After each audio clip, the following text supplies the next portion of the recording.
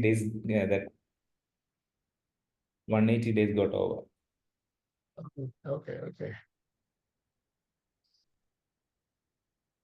But that need not be an indication that the real estate industry in Kerala is very healthy. Absolutely right, John. Absolutely right. Both, there could be two things. Number one, in the company outfit, and that corporate outfit, maybe good players are into that. Otherwise, everyone is doing in the partnership format. Typical. Oh, yeah, that's the one. Right. Incorporated businesses may be fewer.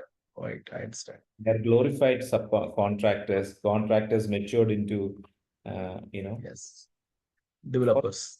4 or 5 solid builders are there in Kerala. Good afternoon, Mhm. sir. Good afternoon to you. Yeah, good afternoon. Good afternoon, everyone. Good afternoon, Mr. Narasimha Prasad, Mr. Panikar. Good afternoon, sir. Good afternoon, Ms. Makija. How are you? Good to see you. Yeah. It is actually, Nice to see you, sir. I think it is 3 o'clock or 4 o'clock in the morning there. It's okay. It's okay. I think Oh, I see. He's okay. Oh, Ms. Makija, you're not in India now. Oh, you're yeah. okay. I could understand the bass in your sound. Early morning. No. That is not because of that, because typically I work according to the India time, actually. Oh, I see. Good afternoon, sir. Good afternoon, Yeah, Makija, good afternoon.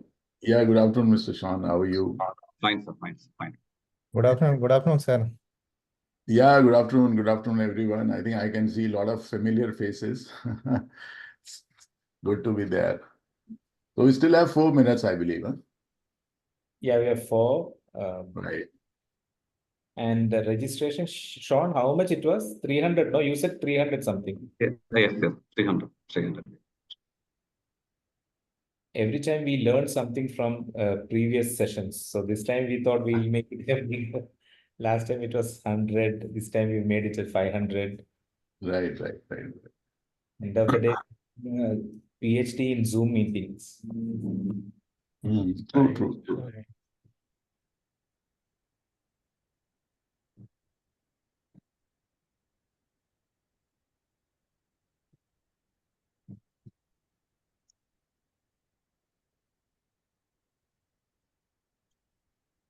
I think a lot of the participants would have attended your.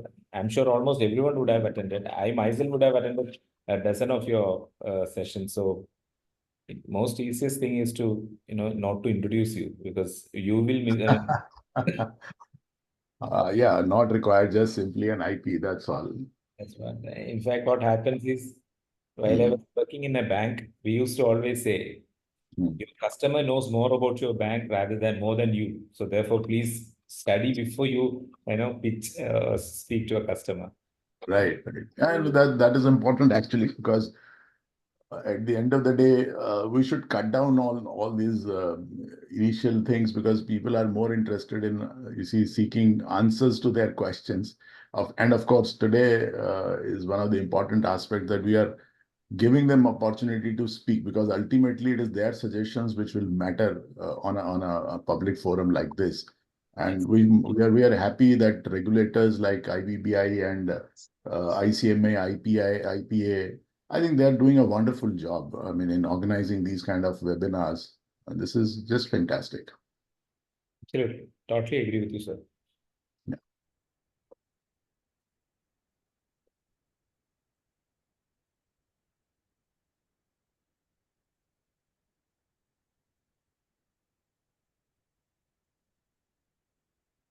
We try to reach maximum number of people because this is of huge importance. So I don't know.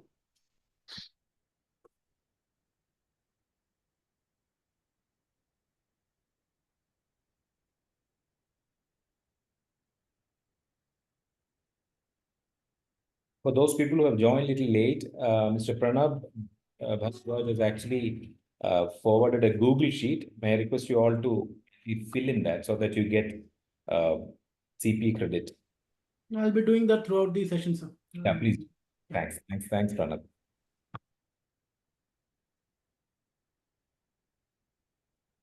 Manojji has come. Manojji, good afternoon.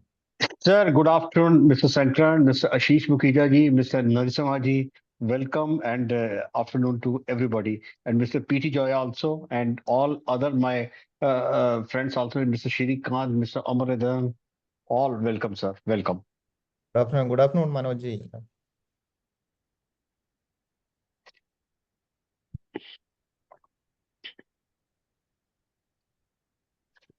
Good afternoon, Manoj ji. Afternoon, sir. Good afternoon. Good afternoon. Good afternoon, sir. Hi. Good afternoon, ji. Good afternoon.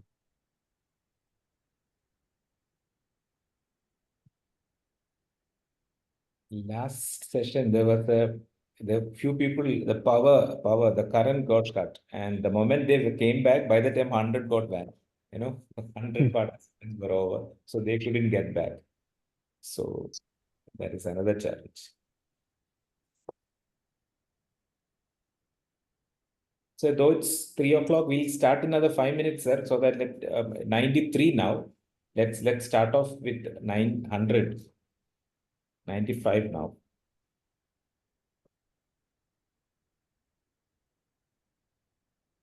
Sir बताइए मुखीजा जी latest क्या चल रहा है IBC के अंदर please enlighten us till those for 5 minutes जब तक ये हमारे 100 होते हैं लोग See, IBC probably is under a revamp. So a lot of things are going on. And I think a lot of discussion is going on to revamp it because to make it more successful, particularly with respect to the infrastructure at NCLT, how to smoothen. I think the more focus is on that particular area because approvals of the plans and admission matters, they are all, I mean, let us admit they are overburdened and the delays are happening. So infrastructure and other things are required to be seen. So if IBBI is or MCA is looking for simplification, I think they will have to look at in a very, very holistic manner. And it's possible. It's possible. And it can be done. Just like you see, today also we're going to discuss one of the areas where simplification can be achieved in a different. In fact, you remember in the last webinar when we were discussing, we said, why do you need 5 forms? Why not only 1 form? Exactly. When you are submitting on 10th of July, let it be only 1 form. So whatever fields are applicable, they will automatically open and can be auto-populated. So those kind of things, I think we should look for simplification. And today we are also going to discuss 1 or 2 aspects. So let's hope for the best. Let's keep our fingers crossed. I would like to share with the audience that ministry is organizing one internal meeting yesterday, tomorrow only, with जो भी IBC के बड़े-बड़े stakeholders हैं, along with bankers and others at Imperial Hotel in Delhi. So already some initiative is being taken by the ministry simply to revamp जो 2 चीजें main आ रही हैं issue के अंदर, एक delay और haircut. और इसके ऊपर they want people to deliberate in it. So let's see. कल 3 घंटे का deliberation है with most of the senior people there. They are from the industry. Basically from bankers and ministry and not from the regulator. So maybe regulator should be there also, but they want to listen. Kya hai, then how to improve there. They named it as I think it's a 3rd term of the BJP. So 3.0 something like they have named it. In fact, Mr. Anand, I think I must tell you, I was also invited. Yes, but sir. unfortunately, since I was not in India, I mean, that is a physical program. So That's a physical program. Yes, sir. Yeah, Yes, sir. I was also Yes, sir. invited for that, but unfortunately, I couldn't join that. Anyhow, it doesn't matter. But these things Sir, should go on, I think. They मैं are आपको sir important. Update कर दूंगा कल क्या होगा उस meeting के अंदर. No, definitely, definitely. Sean, it's already 1:26. Can we start? Can we start? With the permission of Sir, can we start? Can seek Yeah, the permission of. with the permission of Narasimha sir, Prasad sir, and Ashish Makija, can we start, sir? I mean, Absolutely, sir. Please, Absolutely, we should please, start sir. in always in Please. time. Yeah, please go ahead. Yes, yes, yes. Sean, Please all go, sir. yours. Good afternoon. I welcome you all to Kerala Insolvency Professional Forum on the webinar on discussion paper on amendments in CIRP regulation and liquidation process progress report formats. Let me also welcome the dignified presence of GS Narasimham, sir, MD, IPA, ICMAI. Manoj Kumar Anand, sir, the chairman of AIPA, our esteemed speaker and learned faculty, Ashish Makija, sir, Secretariat of IPA, ICMI, AIPA, Transmission, and IBC Law Team. Kerala Insolvency Professional is an organization which ensures that we exist for knowledge dissemination. And our mission statement is to promote and support the professional activities of insolvency professionals who are members of KIPF by exploring professional opportunities, knowledge updations, academic activities, and matters of mutual help and benefit of members. To do handholding with regulatory authorities, governmental organizations, professional bodies, industry associations, and others for knowledge sharing and helping in creating a compliance ecosystem for the stakeholders of Insolvency and Bankruptcy Code 2016. With this, I would like to call upon our chairman, Advocate IP Shankar Pradikar, sir, for his address. Over to you, sir. Thank you, Sean. Good afternoon to all of you here. Special thanks and special welcome to the Managing Director of IPA of Institute of Cost Accountants of India, Sri Prasad. Thank you so much, sir, for associating with this noble. Really, at times we fail in words for thanking you for taking this initiative. That shows the intent which you have for this. And my respected Makija sir, I really don't know. I'll never do certain things. Number one, argue with you on any provisions of IBC. Tell about you because everyone who is IPs knows you. So thank you so much. Again, a special thanks for you to get up in the morning. Though you're so polite saying this, so generous saying that, no, it's okay with me. And the secretariat of all those people who have joined hands with KIPF. And my dear, smart young guy, Sean, he was always on this. Coming to the topic, my friends, I always feel that a profession, in order to be successful, there should be an active participation, active indulgence from the professionals like us. Therefore, this is going to be our agenda. This is going to be a constant endeavor to keep updated, collaborate with professionally ethical, transparent people.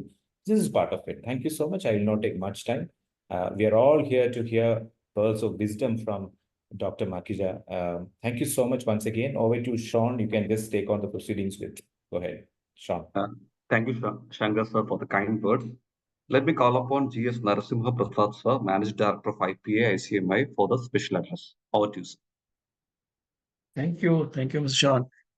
Good afternoon to you all. It's very nice to be associated with this webinar today, where we have none other than Dr. Ashish Makija ji to tell us all about the discussion paper and the important factors, the important points, and the kind of major changes for the better that IBBI has proposed. And it's a discussion paper, and I am sure good number of suggestions on maybe making some further improvements, and it may come up. Either Mr. Makija himself will suggest, or through the discussions may come up in this, so that from this event, a note can go to IBBI on the outcome of this thorough discussion. This is a very nice to see a large participation here. I say IPA ICMA is, of course, very, very happy to be associated with KPF, IPA. Ms. Manoj Anand is here. We do get to meet frequently, and the IPA is very active here. And IBC and IBC laws and transition that you are organizing this. Good to be associated. Let me not, again, like it was said earlier, let me not take too much of time going on about myself or IPA. Over to you, back to you. Thank you. And one request, I request everyone to put your videos on. Let's have active participation. Let's see each other. Seeing each other in person is a very, very major effort. So technology gives us this opportunity. Let's not miss seeing each other. Please keep your videos on. Over to you. Thank you, Mr. Shah. Thank you, Narasimha sir. A small request, add on to what Narasimha sir said. When you go to NCLT, the court will ask us to keep the decorum. Let me ensure that we as a professional, we have a proper decorum. when we open up the video. Thank you all. I would like to call upon the chairman of AIPA, Manoj Kumar Anand sir, for the felicitation. Over to you, sir. Thank you very much. As far as I would like to say two thanks. One to Sir Ashish Mukhija ji, who has given time to despite being in USA for this purpose. He always give time. In fact, whenever we also knock them, he always give time despite his such a hectic schedule and all this thing there. And secondly, to Mr. Narasimha, because sir, we are really thankful to you. जो हमारी gathering है पहले because of any reason it was around 50% and now it has jumped to 3.5 times because of the blessings from your side of giving us one CPRs. I think that has mainly contributed. And secondly, Ashish Mukhija ji ka naam sun ke to a lot of people do come over to listen to him also. These are the two main factors which are there. Okay, now I moved technically to the points. Today we have discussion paper on amendments on CRP. Here we have 4 amendments, 2 pertaining to valuers and 1 pertaining to voting right of AR and 1 related to release of guarantee. But the things are quite simple there. All the amendments serve and enlighten us. What are the pros and cons are there? Definitely, we shall that will increase our knowledge and strengthen us in our professional capacity also. I feel that there are 2 things which I would like to share with Sir Ashish Mukhija ji. Whenever we go for the valuation, all that is not exactly related to this particular discussion paper, but still we go for 2 valuation: fair market value and liquidation value. And whenever we go for valuation under liquidation process, I think regulation 35 sub regulation 2, we go for realizable value of assets. If there is any minor difference between these 3 evaluations, let us be enlightened. Second thing is that being a representative of IP community, I'm always worried about the work which we people get or don't get. With this amendment, asset size of 1,000 crore rupees MSME, for which there will be now 1 valuer instead of 2 valuer, will definitely reduce work for a lot of my valuer brothers also. Chaliye, let's see what recommendation should be given. We shall go with the guidance of Ashish Mukhija ji, whether the size of 1,000 crore rupees is sufficient or not. Third is related to release of guarantee. That has been taken from the Lalit Kumar Jain's case, whereby it was said that approval of registration plan doesn't give release to the guarantee, which is against section 145 of the Contract Act, which says that indemnifier automatically puts his foot in the shoes of the to whom he indemnifies. In any case, that's a welcome step. Now a regulation will come out to be there, and our IBC exceeds Contract Act. That is very clearly written there. Now, second discussion paper is on the format of progress report during liquidation under, I think, regulation 15. I just remind and share with my colleagues is that under liquidation, we are supposed to file many reports. Under regulation 13 also, under regulation 5 also, which are termed as preliminary report, asset measurement report, sales report, minutes, and final reports, all this in there. We are thankful that IBBI coming out with the format of the progress report, which is very good. I pray and request through agency and otherwise also through this platform, let them come out with these type of reports also, maybe in the days to come. Moving, against that, I see a lot of courage. Nowadays PG to CD cases, a lot of cases are coming out to be there. Section 99 format report, repayment plan under regulation 17, MOC, under regulation 18. These reports, if we get standardized either from our agency or from IBBI, that will again be very helpful.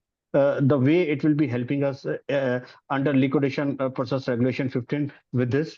Lastly, I would request again, which I requested earlier for the sake of our members also, IBC is our partner. I would request them कि हमारे को कुछ concessional subscription दें to all our members for the benefit of all our members who are members of our IPA Kerala insolvency professionals, because we deserve that's a special subscription, but definitely it will increase your base also. With these 2, 3, 4 comments, I'm concluding my session by welcoming Sri Ashish Mukhija ji. Welcome, sir. Welcome. you, Manoj Kumar Anand sir. Manoj Kumar Anand sir always ensures that no one is sleeping because post-lunch session is a problem we all have. But we have a best speaker, as in we see in any Hollywood or Bollywood film, there'll be background score. Manoj Kumar sir has set the background score for a big hero to come. Hero is none other than Ashish Makhija sir. So before welcoming Ashish Makhija sir, I would like to call upon the Vice President Education and the Chairman of Professional Development Committee of Kerala Insolvency Professional Forum, IPCA, PT Joy sir, to introduce the speaker for the day. Yeah, I'll just take 1 minute. Friends, Mr. PC Joy was the chairman of Ernakulam branch of Institute of Chartered Accountants of India. He has actually most probably would have seen. He has brought in a lot of books on income taxation, and right now I think he has got something in his mind. I don't want to disclose that. So Mr. Joy is taking care of the professional development wing or the vertical of KIPF. We constantly, I don't think I would not have been a single day where I've not spoken to him related purely professional reasons. Thank you, Joy sir. Over to you. He's a vice chairman. Sean, he's not a vice president. He's a vice chairman. Okay. All right. Thank you. Over to you, Joy sir. Thank you. Thank you, Sean. Thank you, Shankarji. In fact, when they are asking me to introduce Makhija sir to you, this is just like introducing Amitabh Bachchan to the movie lovers, but still I will do that. Today's faculty, Dr. Ashish Makhija, a distinguished lawyer and acclaimed academician whose extensive contributions have left a lasting impact on numerous lives. Recognized as a foremost authority in the insolvency law field, Dr. Makhija has elevated the standard of knowledge within the legal fraternity. As a visionary thought leader and esteemed figure among insolvency practitioners, Dr. Makhija has the distinct privilege of having educated judges, government officials, and professionals like yourselves. You may have encountered his influential work either through his engaging teaching methods or his authoritative books and profound scholarly articles, making him a highly sought-after educator. Dr. Makhija earned his doctorate in law from Emory University School of Law, USA. He is both a CA and a cost and management accountant. His academic accolades include 2 Master of Law degrees, one from the USA and the other from India. And he is also a certified insolvency professional. Dr. Makhija has authored 14 books on insolvency and corporate law. So, ladies and gentlemen, with these words, I have the immense honor of presenting Dr. Makhija before you. And a few words about the transition, who is handholding in this program. Transition, a leader in insolvency, bankruptcy, and corporate law, offers a wealth of knowledge in the field. Founded by experts with over 60 years of combined experience, Transition has become a top provider of insolvency law training, guiding many towards mastery in this field. Known for our high-quality master classes, Transition is recognized for its exceptional courses for insolvency professionals. So this is what the Transition, the training platform it is. So the introduction for Makhija sir and the introduction for Transition. Thank you. We have attendance of 194. I think in my memory, it has exceeded all our previous attendances. Thank you, Mr. Narasimha. Thank you very much. Thanks a lot. And good work done by Mr. Shankar also. Thank you to Kerala Insolvency also. Over to you, Ashish sir. Okay, friends, a very good afternoon to everyone. I think this is a perfect platform for a fruitful discussion for which we can present our views to IBBI.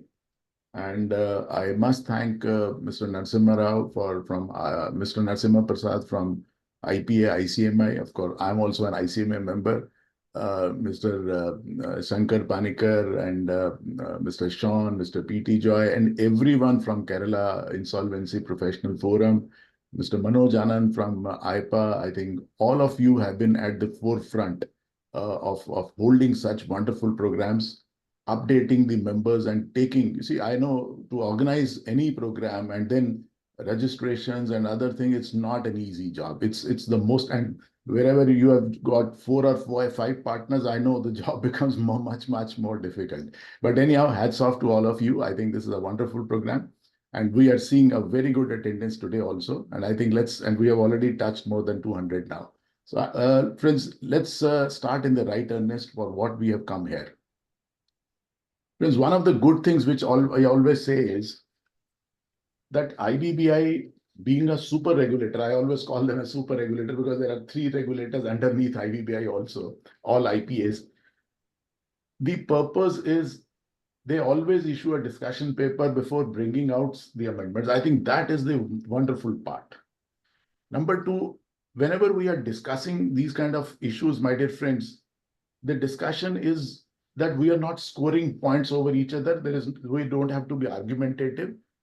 It is nothing like victory, but actually discussion should be for progress, that we should all combine together to give very positive suggestions to IBBI so that the changes what we want to see in the law, they should come about it. And we are also telling IBBI or the regulators from a practical standpoint that, look, whether this regulation or amendment will work or will not work, or what are the problems which we are going to face. So I think this is a fantastic opportunity for each one of us. Friends, how we are going to go about it is like this. First, as I always request, and I think Mr. Narasimha Prasad has also requested, can I request everyone to please open your videos, because I don't want to like to speak to blank screens. I would like to see all smiling faces, and maybe organizers can also take pictures of the screen so that they can also say that, look, how much was the attendance. Okay, great. Good to see each one of you. The second aspect, friends, is I'm going to share my presentation. I'm not going to speak much, but just to introduce what this discussion paper is all about, what was the background, what are the amendments proposed. I will restrict myself to giving only 1 or 2 suggestions, not much. Let it flow from the participants first, and then probably I will request the organizers also to compile all those suggestions, and I am ready to help them in sending it to IBBI also, so we can work together on that platform. So let me share my screen. I've got a very short presentation today on this particular subject. So friends, we are talking about first as a discussion paper on amendments in CIRP regulations. And of course, in the second part, we will also deal with the liquidation progress report format. My suggestion is, friends, let me complete my presentation. We will open the discussion, and after we open the discussion, we will complete the discussion on the first paper, and then we will move on to the second paper. So everyone will get a chance. You want to put your suggestions in a chat box. You want to unmute yourself, you can do that. But I would still request that if you can use that icon of hand raising so that at least the organizers know, you see that who is wanting to speak on this particular aspect. Well, as I mentioned earlier, friends, and I would also request that if everyone can mute their mics because no background noises should be there. A good discussion definitely increases the dimensions of everyone who takes part. So this is also one of the important aspects that we must, you see, take part in all these discussions. Now, friends, what is the purpose today? Naturally, we want to discuss the overview of the IBBI's discussion on the proposed amendments. The objective is this, that we need a solid feedback, and also what are the key changes which are there. Typically on valuation, on representation of the class of creditors and the treatment of guarantees. And then, of course, we need to tell IBBI or the regulator that whether these are the provisions which they are proposing, whether they are going to work or not. So this is exactly what we are going to do today. So let's look at what are the key proposals, and let's also try to analyze them. The first, my dear friends, the discussion paper solicits comments on the first issue, which is registered value to submit valuation report for the corporate debtor as a whole. Now that is the purpose. What does it mean? Let's look at the few of the aspects, and then we will go into the details. And the second one is that one valuation estimate for the companies up to a certain asset size and for MSME. So I'm going to take 1 and 2 together because they are talking about valuation only. Now, what is the current practice? Let's look at the current practice, friends. The current practice is that all RPs, while they are doing their CIRPs or liquidations, particularly we are concentrating only on CIRP here, they need to determine the fair value and the liquidation value of the corporate debtor. And the regulations typically require that the RP or the IRP should appoint 2 registered valuers. Of course, this has to be done within the 47th day. And if these valuations differ significantly, then a third valuer, registered valuer, can be appointed. And these are important aspects, friends. And both the registered valuers, you see, they carry out the valuation process in accordance with internationally accepted valuation standards, and then they submit a fair value and liquidation value to the RP. Now, friends, when we talk about the particular regulation, and I'm going to go into that particular typical detail also, it mentions that the RP needs to appoint two valuers. It does not say two valuers in each asset class. It does not say that. Even today, that is the existing provision, but we'll deal with it in a little while.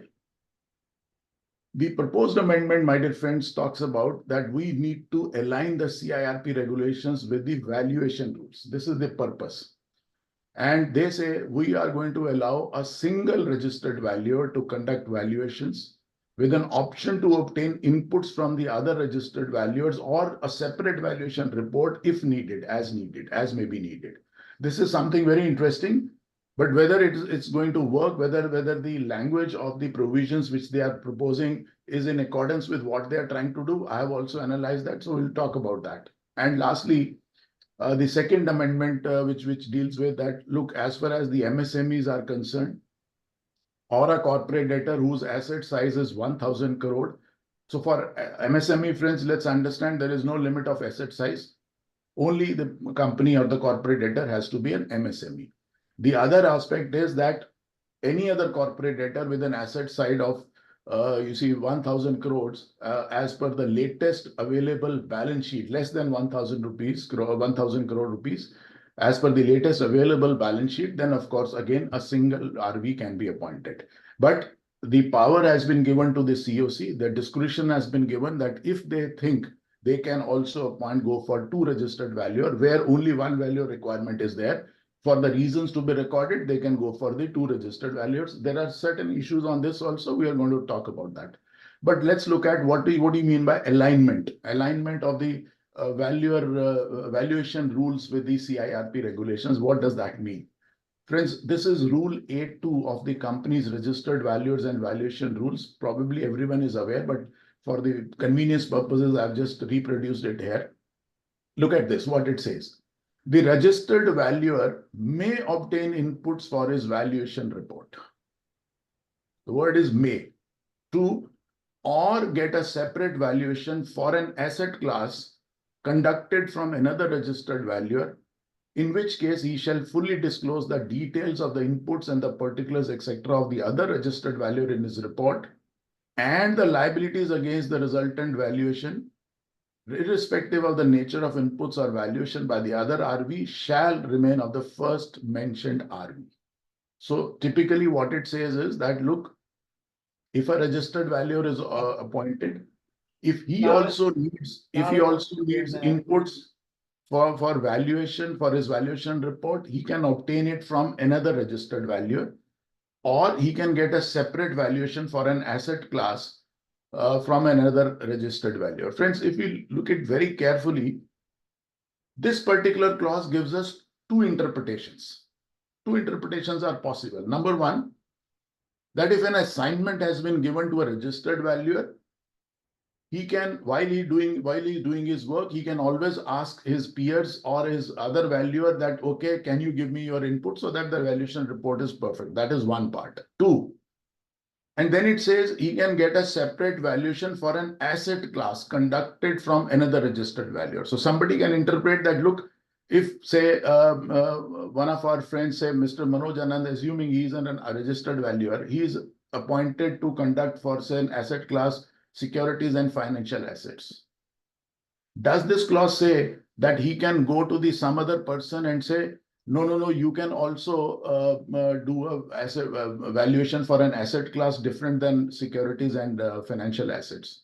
So one can interpret that, look, whatever assignment is given to me, I will restrict myself only to that. Either I can obtain inputs or I can also obtain a separate valuation report from somebody else on the same asset class, though the word same asset class is not mentioned here. The second interpretation could be that, look, a single assignment has been given. Okay, you value the corporate debtor. and then he appoints two more valuers. Say that person is securities and financial class valuer, and the other two for land and building and plant and machinery. He goes to the two other valuers, and then he gets their report, and he gives a final report relating to all three of them. Well, both the interpretations are possible because the clarity is not there. But IBBI believes that yes, a single valuer can be appointed. And if we give assignment to a single valuer for a corporate debtor, then it is up to him whether he gives his own reports or whether he obtains reports from the other sub-valuers. Let us call them as sub-valuers, and then consolidate in a single report. So this is what the IBBI feels, and therefore they say that alignment is necessary between the CIRP regulations and the registered valuation rules. So let's look at it. The discussion paper, my dear friends, what does it say? So it says, ultimately, what is the proposal and what is the benefit they are thinking? They say, hence, with the approval of the proposal, instead of possible appointment of 6 registered valuers, 2 into 3 asset class, 2 valuers may be appointed for the valuation of a CD as a whole. So this is exactly what they are trying to say, that instead of 6, assuming if a company is more than 1,000 crore asset base, so they say appoint only 2, don't appoint 6. Appoint 2, let you give the responsibility of appointing the further asset class only to that registered valuer, and the RP will not be bothered about appointment of that. Now, let us compare, my dear friends. Existing regulation 27 and the proposed regulation 27, I think things will become clearer. The language, if you read under both, my dear friends, they are on your screen. The language is exactly the same, except on the 2 parts, which I have also put in the bold. Number 1, the existing regulation 27 says the RP, of course, shall within 7 days and but not later than the 47th day of the ICD appoint 2 registered valuers. Does it say 6? Does it say 6 valuers? It says 2 registered valuers to determine the fair value and LV of the corporate debtor in accordance with regulation 35. Let us go and see what is being proposed. So proposed is that RP will appoint, now they say appoint registered valuers. So 2 is gone now. So they are simply saying appoint registered valuers to determine fair value and liquidation value in accordance with regulation 35 as under. So as under words have now been proposed to be added. So remember, friends, this is very important. Even earlier, regulation 27 talked about appointment of 2 registered valuers. It never said each asset class. The word was missing. And even the new one also, regulation 27 proposed, the asset class word is missing. So it simply says appoint registered valuers as under. Now, what is as under? Let me show you what is being proposed. Now, this is the full new proposed amendment, that is regulation 27. So 1 we have already read. Let us read A now. As under means 1 registered valuer in case the corporate debtor is MSME under section 7(1) of MSME Act, or its asset size is up to rupees 1,000 crore as per latest available balance sheet. Right? And then it says, provided that the committee may decide with reasons to be recorded to appoint 2 registered valuers. And then it also says in the same breath, 2 registered valuers in case other than those covered under sub-regulation 1A, which means if you are not an MSME, if your asset size is more than 1,000 CR as per the latest available balance sheet, then naturally you will have to appoint 2. But you have an option to appoint 1. And then the committee COC may decide with reasons to be recorded about the appointment of 2 registered valuers. Mr. Girish, just give me some time. Let me complete this and I will come back to you. So keep raising your hands, friends, and I think so that we can discuss one by one the amendments which are being proposed. And we would want to understand the practical aspects typically on this.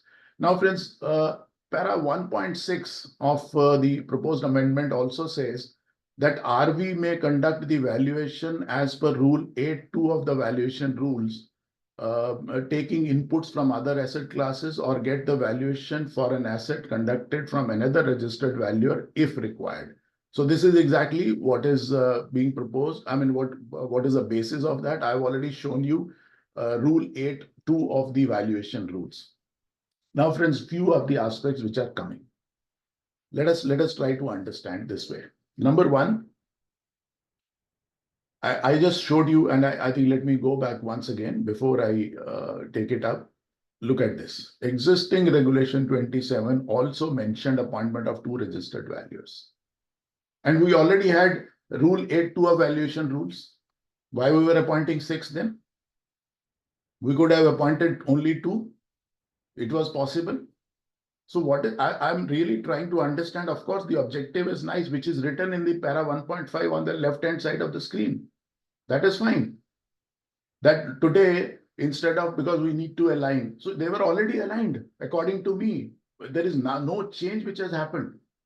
Only change which is happening is that you are giving an option today for an MSME or an asset base of less than 1,000 up to 1,000 crore that you can appoint 1 valuer instead of 2. So, but in other cases, it still remains 2. So where does regulation 27 say that you have to appoint for each asset class? So I don't find any difference between the existing regulation and the proposed regulation. See, the objective of writing this discussion paper may be fine, but I'm not seeing any difference, my friends, because earlier it was 2 registered valuers. Today it says 1 or 2, which is the option. So friends, I think I'm not really, understanding that what exactly is happening here, because valuation rules 8.2 were still there. So regulation 27 of CIRP read with valuation rules 8.2, we could have also appointed only 2 valuers. Why we were appointing 6? Let the other one could have done it as per the rules. So today, I don't know what is the change they are wanting to bring in. So that is what, of course, they are written in the discussion paper that instead of 6, we will need to appoint now 2 only.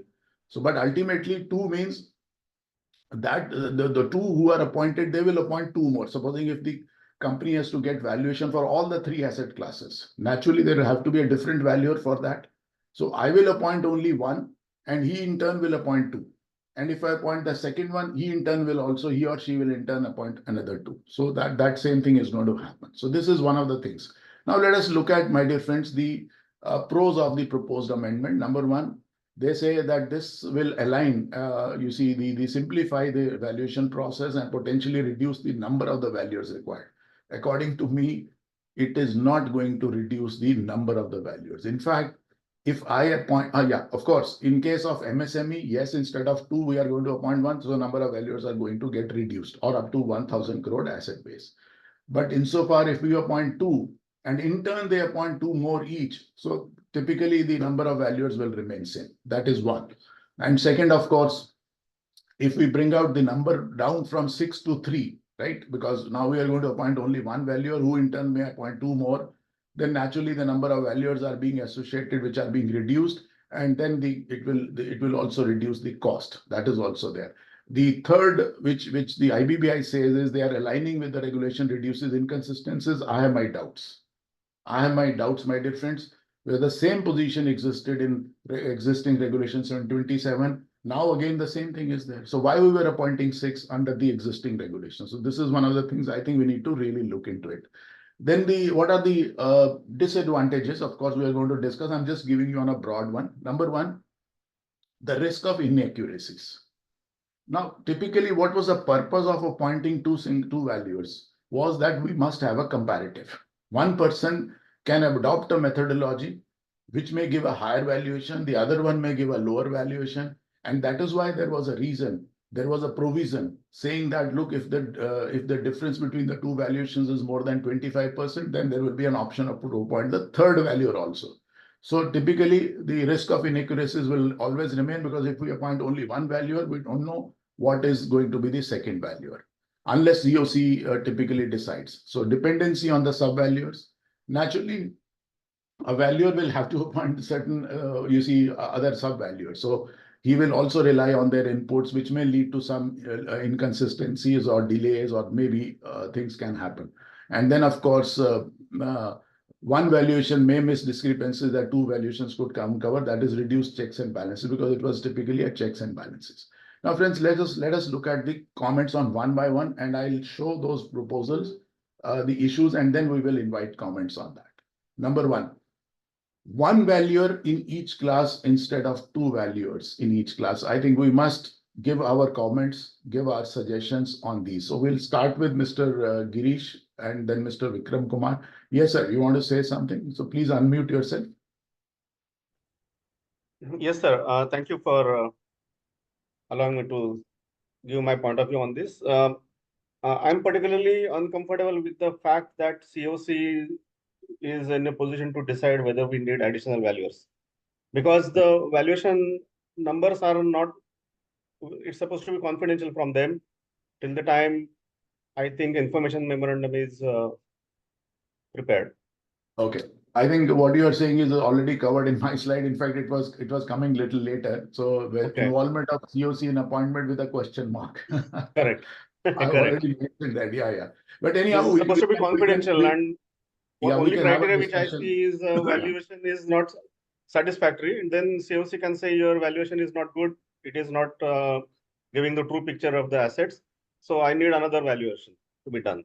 But then they don't know the valuation numbers. Yeah. No, Mr. Girish, let's all try to understand.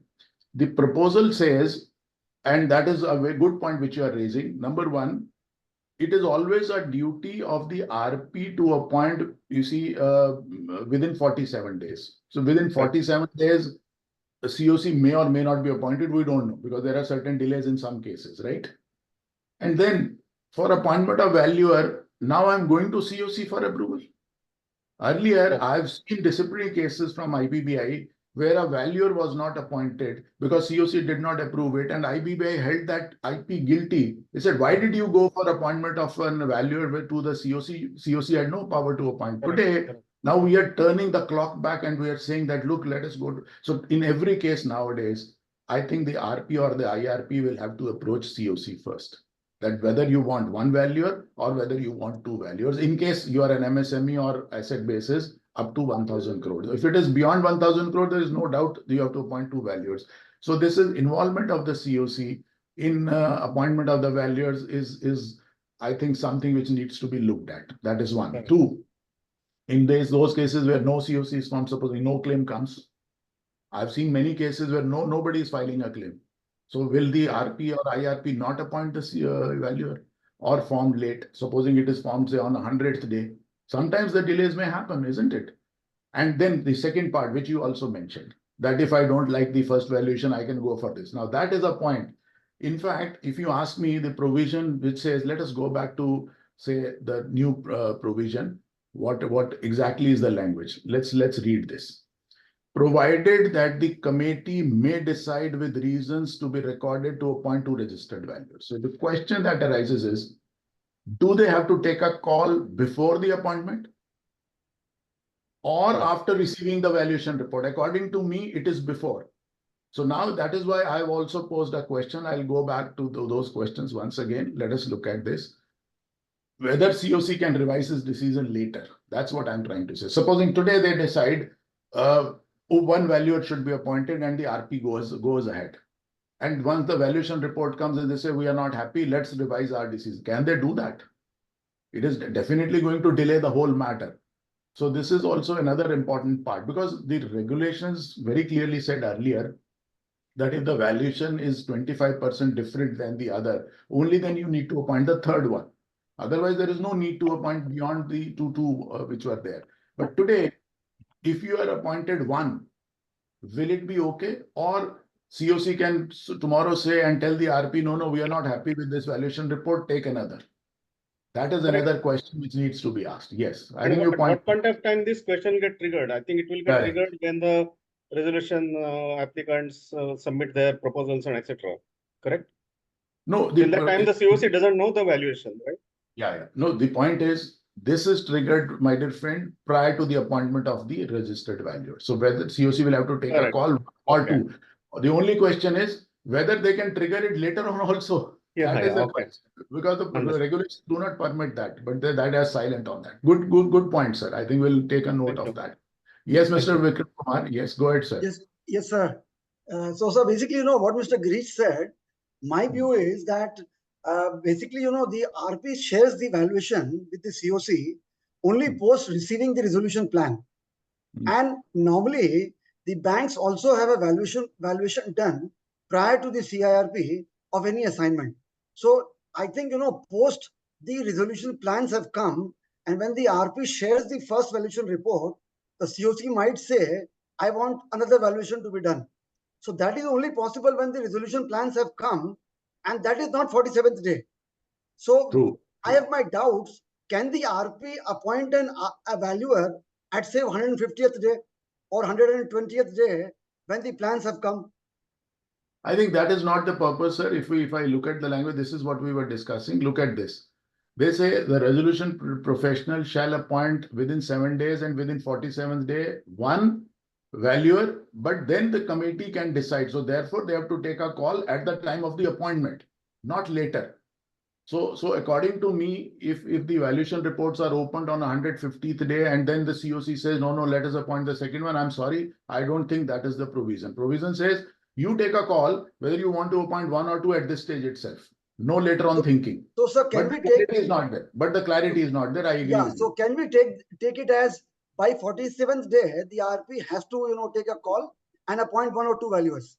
And go to COC, not only take a call, go to correct. COC, get their approval for appointment. So beyond 47 days, RP cannot actually, go to COC and seek appointment of another valuer, even if the COC wants to appoint another valuer.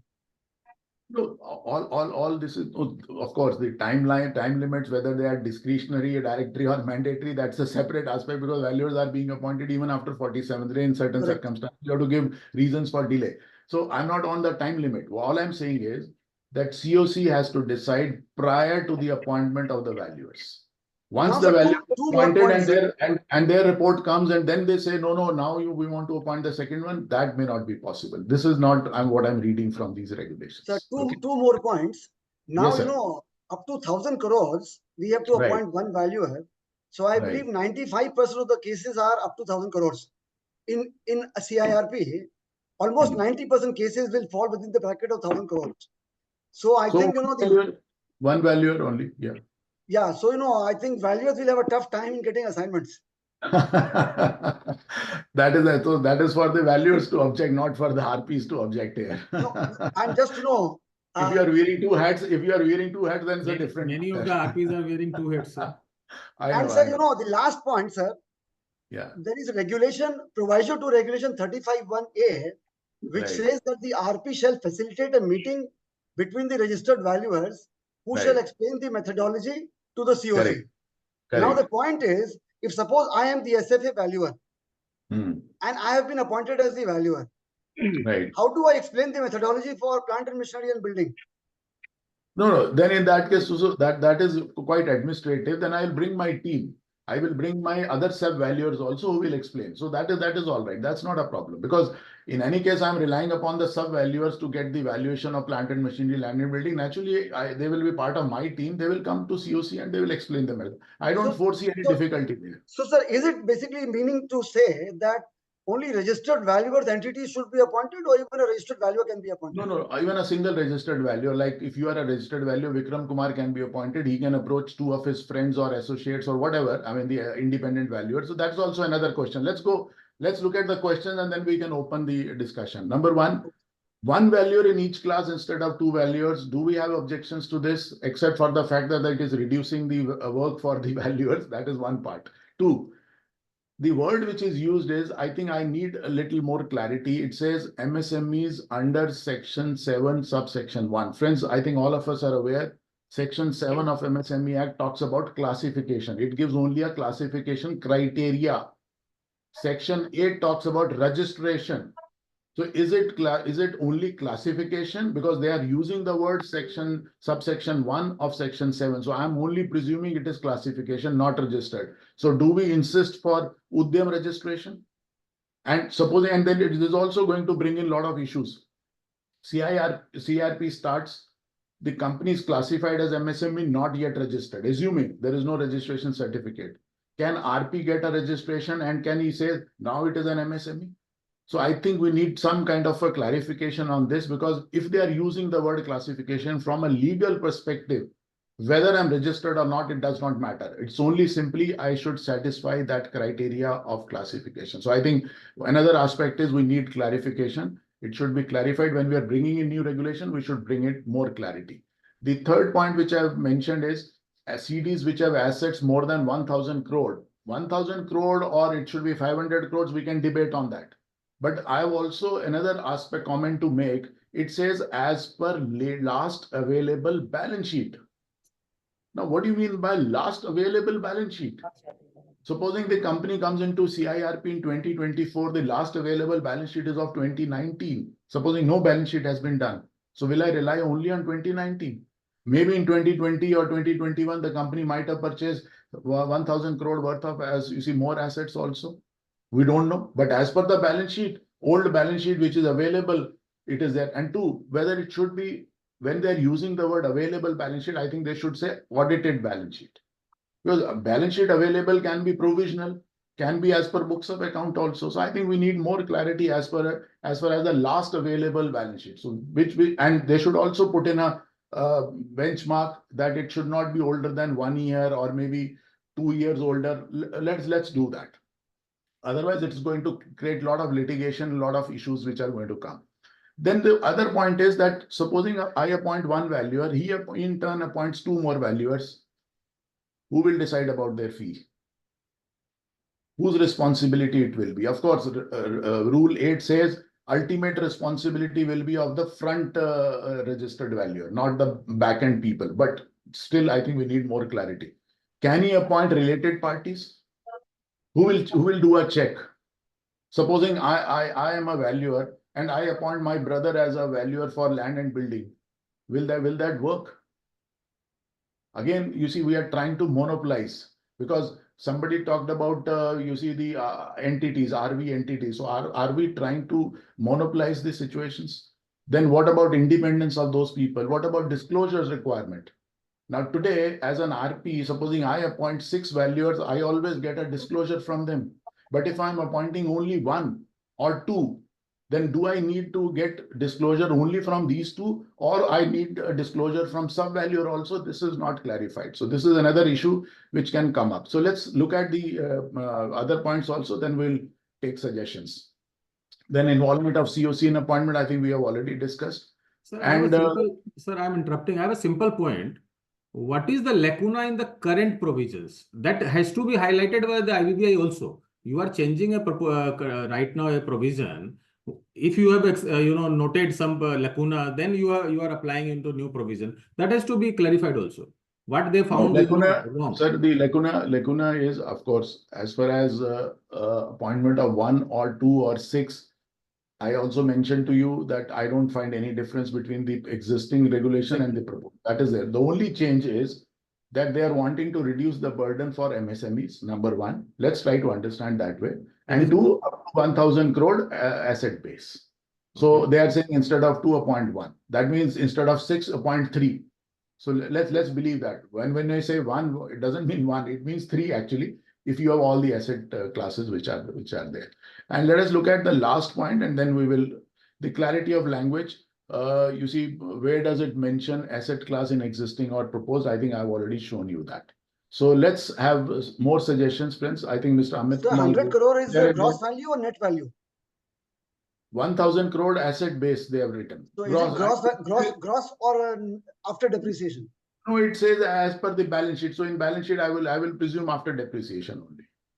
But I think, it doesn't say so. You are right. You are right. It doesn't say so. So I think we need to have a suggestion whether it is a gross value or a net value. Good point, sir. Sir, if assets value is 1,000 crores as per available balance sheet, what is the present condition of the assets, sir?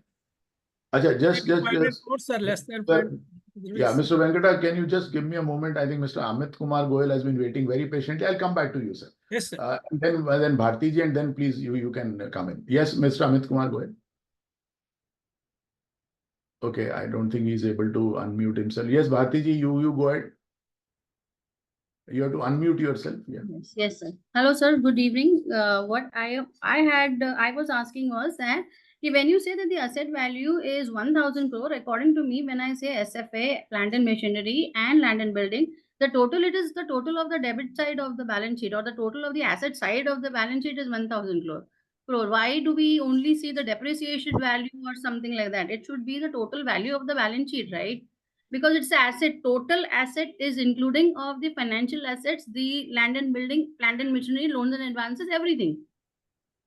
No, see, there are two things. In the balance sheet, typically speaking, what is reflected is always the net value after depreciation of the assets. I think you are aware. But we always have a fixed asset schedule, which indicates the gross value and the depreciation up to this date, accumulated depreciation, and the net value. Correct. So No, I'm not disputing about that. I am saying that when we have to look at the 1000 as a figure, it should be inclusive of the assets of the company, which is the land, building, plant and machinery after depreciation, obviously, then the loans and advances, cash bank balance, and the other assets, including, so it is actually the bottom of the asset, the total asset of the company, irrespective of the depreciated value or not depreciated, because the balance sheet, when we calculate the asset of the balance sheet, is equivalent to the liability also. No, that is not the correct proposition. I don't agree.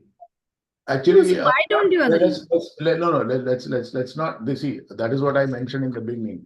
We're not attaining for any personal victories here. We are trying to talk about. Because your point is well taken. Your point is well taken.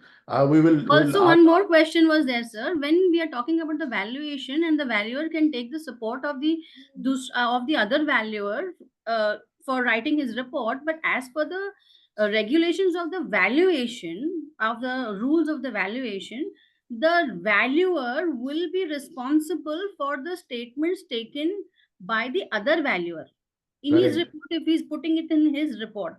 Correct.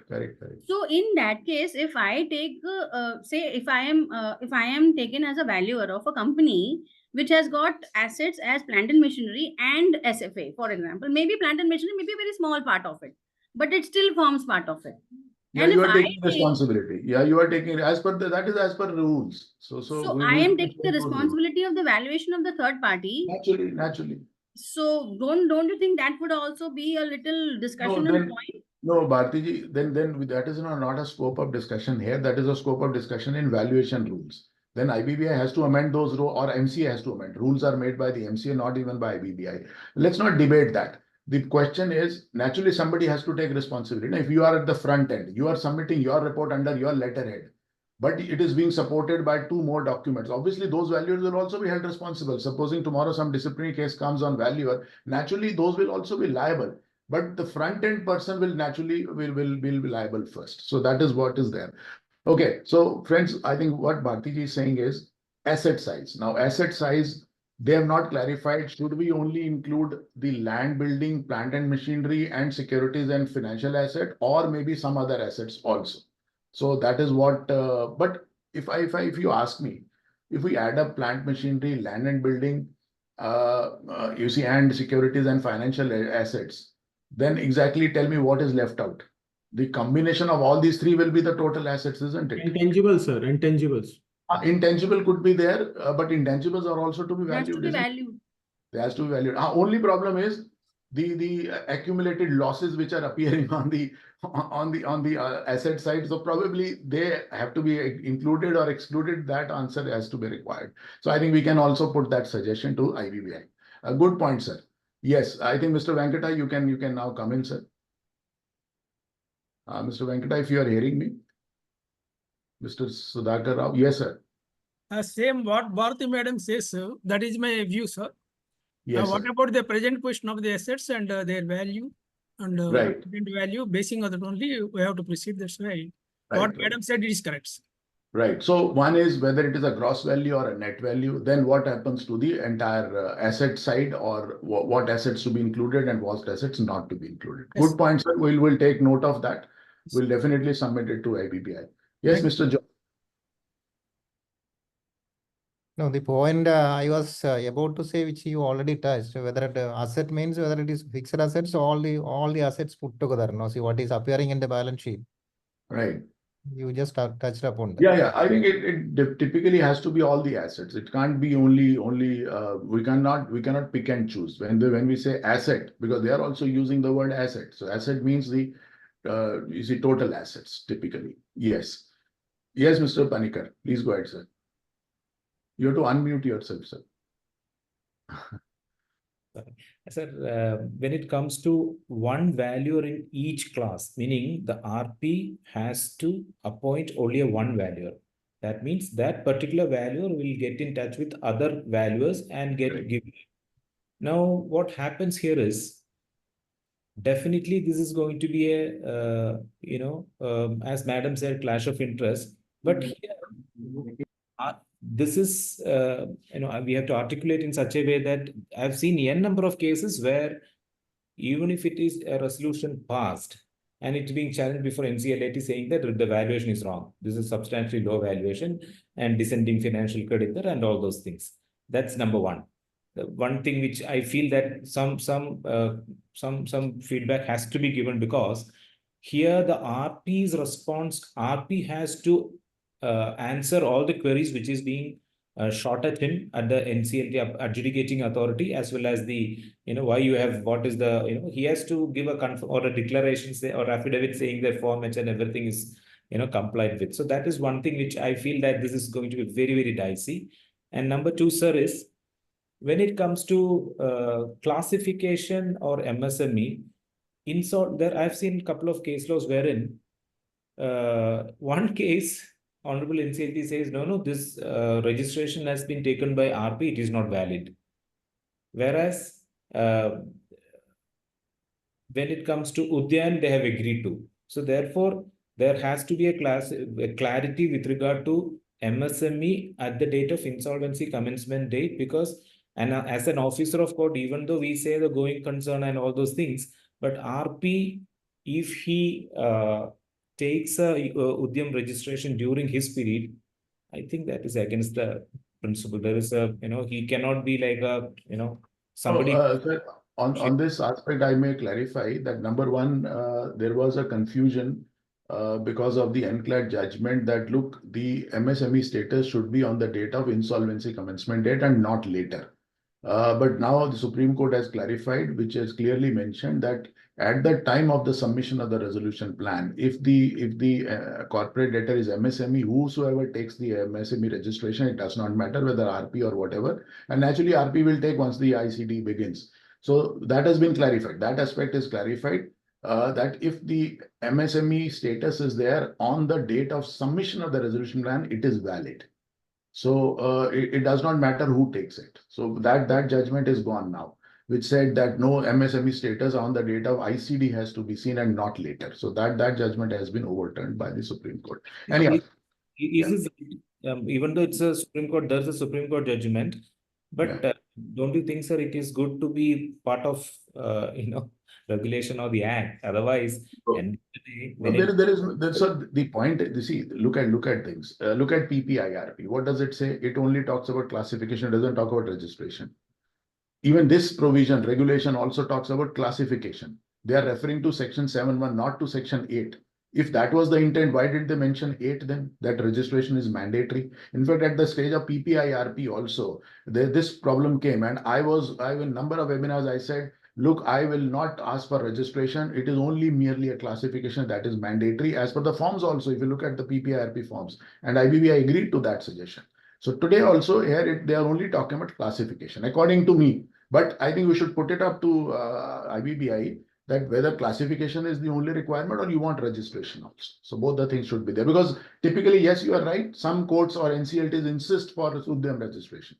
Okay, so unless you are registered, you are not an MSME. Most of the cases, this entrepreneurs back, MSME, they will come back, all those things. Right. Sure, I've seen a lot of cases where the director says, no, this number is wrong. Bankers say, we have given loan based on that number, that valuation. This is wrong. And it's a complicated calculation, because you see, in calculation of the asset of whatever value, I think there are a lot of exclusions as per one of the circulars. Like the installation cost, all these things can be excluded. So who can do that? RP cannot do that, because RP doesn't have those figures you see available with them. Good point, sir. Yes, Mr. Partha Sen.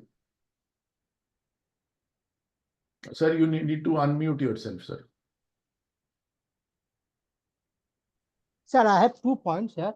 So firstly, sir, the proposed regulation says that the RP will appoint further RPI, sorry, valuer will appoint further valuers if he thinks so.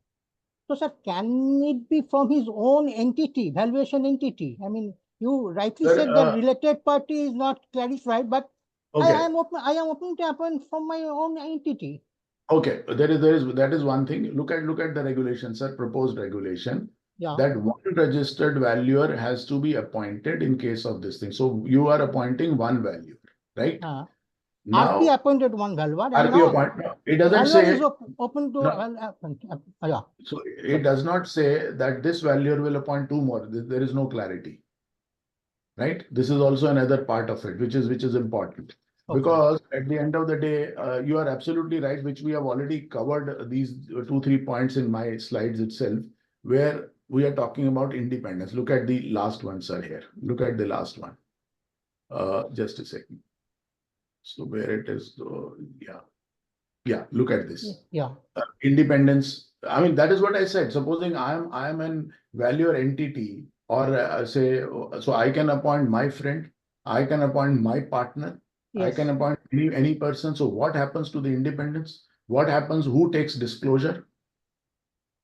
Whether related party or not. So I think those checks will still be there. But I don't know whether those valuers will be bound by that or not. There is no clarity insofar as that is concerned. You are right, sir. Your point is noted.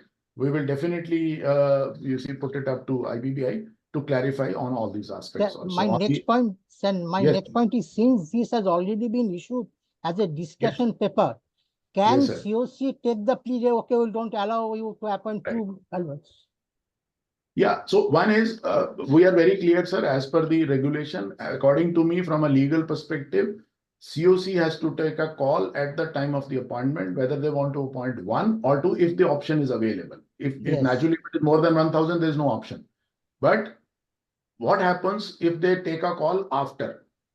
Like Mr. Vikram Kumar said, when I'm opening the valuation reports on a 150th day, giving it to the COC, and now COC turns back and say, please appoint the second one, this is going to come in litigation. So I think we need clarification that COC will not have any power to appoint another valuer after that. No, sir, I'm talking about the ongoing assignment. Can COC take plea? Look, already discussion paper has come, so you don't allow to appoint two valuers. I think typically speaking, these regulations apply prospectively, not retrospectively. So in a case which is where is an open case where valuers have not been appointed, probably this may be applicable. But where you have already appointed valuers, I don't think that COC will be open to open up Pandora box in this. But yes, your point is valid. I think we must ask for from which date these provisions are applicable. Whether the CIRP starting on or after this date, or even for the CIRPs which are ongoing. Good point, sir. I think we'll note it down. And maybe put it up to IBBI. Yes, friends, any other point which you would like to discuss or share your suggestions or comments? One valuer instead of two valuers. Whether MSME, CDs, assets more than 1,000 crore as per last available balance sheet. I think we have already covered that point. Whose responsibility of fee, related parties, independence, disclosure, no clarity out here. So I think these are the points. Yes, sir. Sir, if possible, can we suggest that this 1,000 crores will be reduced to 500 crores or something like that? Okay, any logic for that, sir? I mean, of course, but there has to be certain benchmark. Of course, we don't know what is the benchmark for 1,000 CR, but I'm just asking you, what is the benchmark for 500 CR? Presumption is the fact that the company going into insolvency cannot be that having assets of 1,000 crores.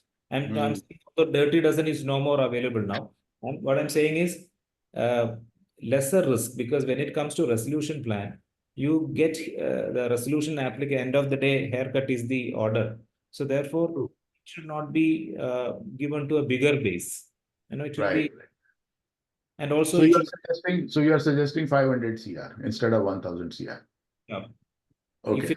I think I tend to agree. I tend to agree with you because for a very simple reason, because even 500 crores is a large base, right? So naturally you need two valuers beyond a particular point, because if the valuation goes wrong of an asset of more than 500 CR, then who is going to, because a maximization of value will get affected, right? Isn't it? So I think it's a good point. We can suggest to IBBI anyone who wants to comment about 500 CR or 1,000 CR. Yes, Bharti ma'am, go ahead. Mr. Makija, I also agree with the comments. But one more thing, just want to add in it, as they have been rightly pointed out, the value of the assets 1,000 crores.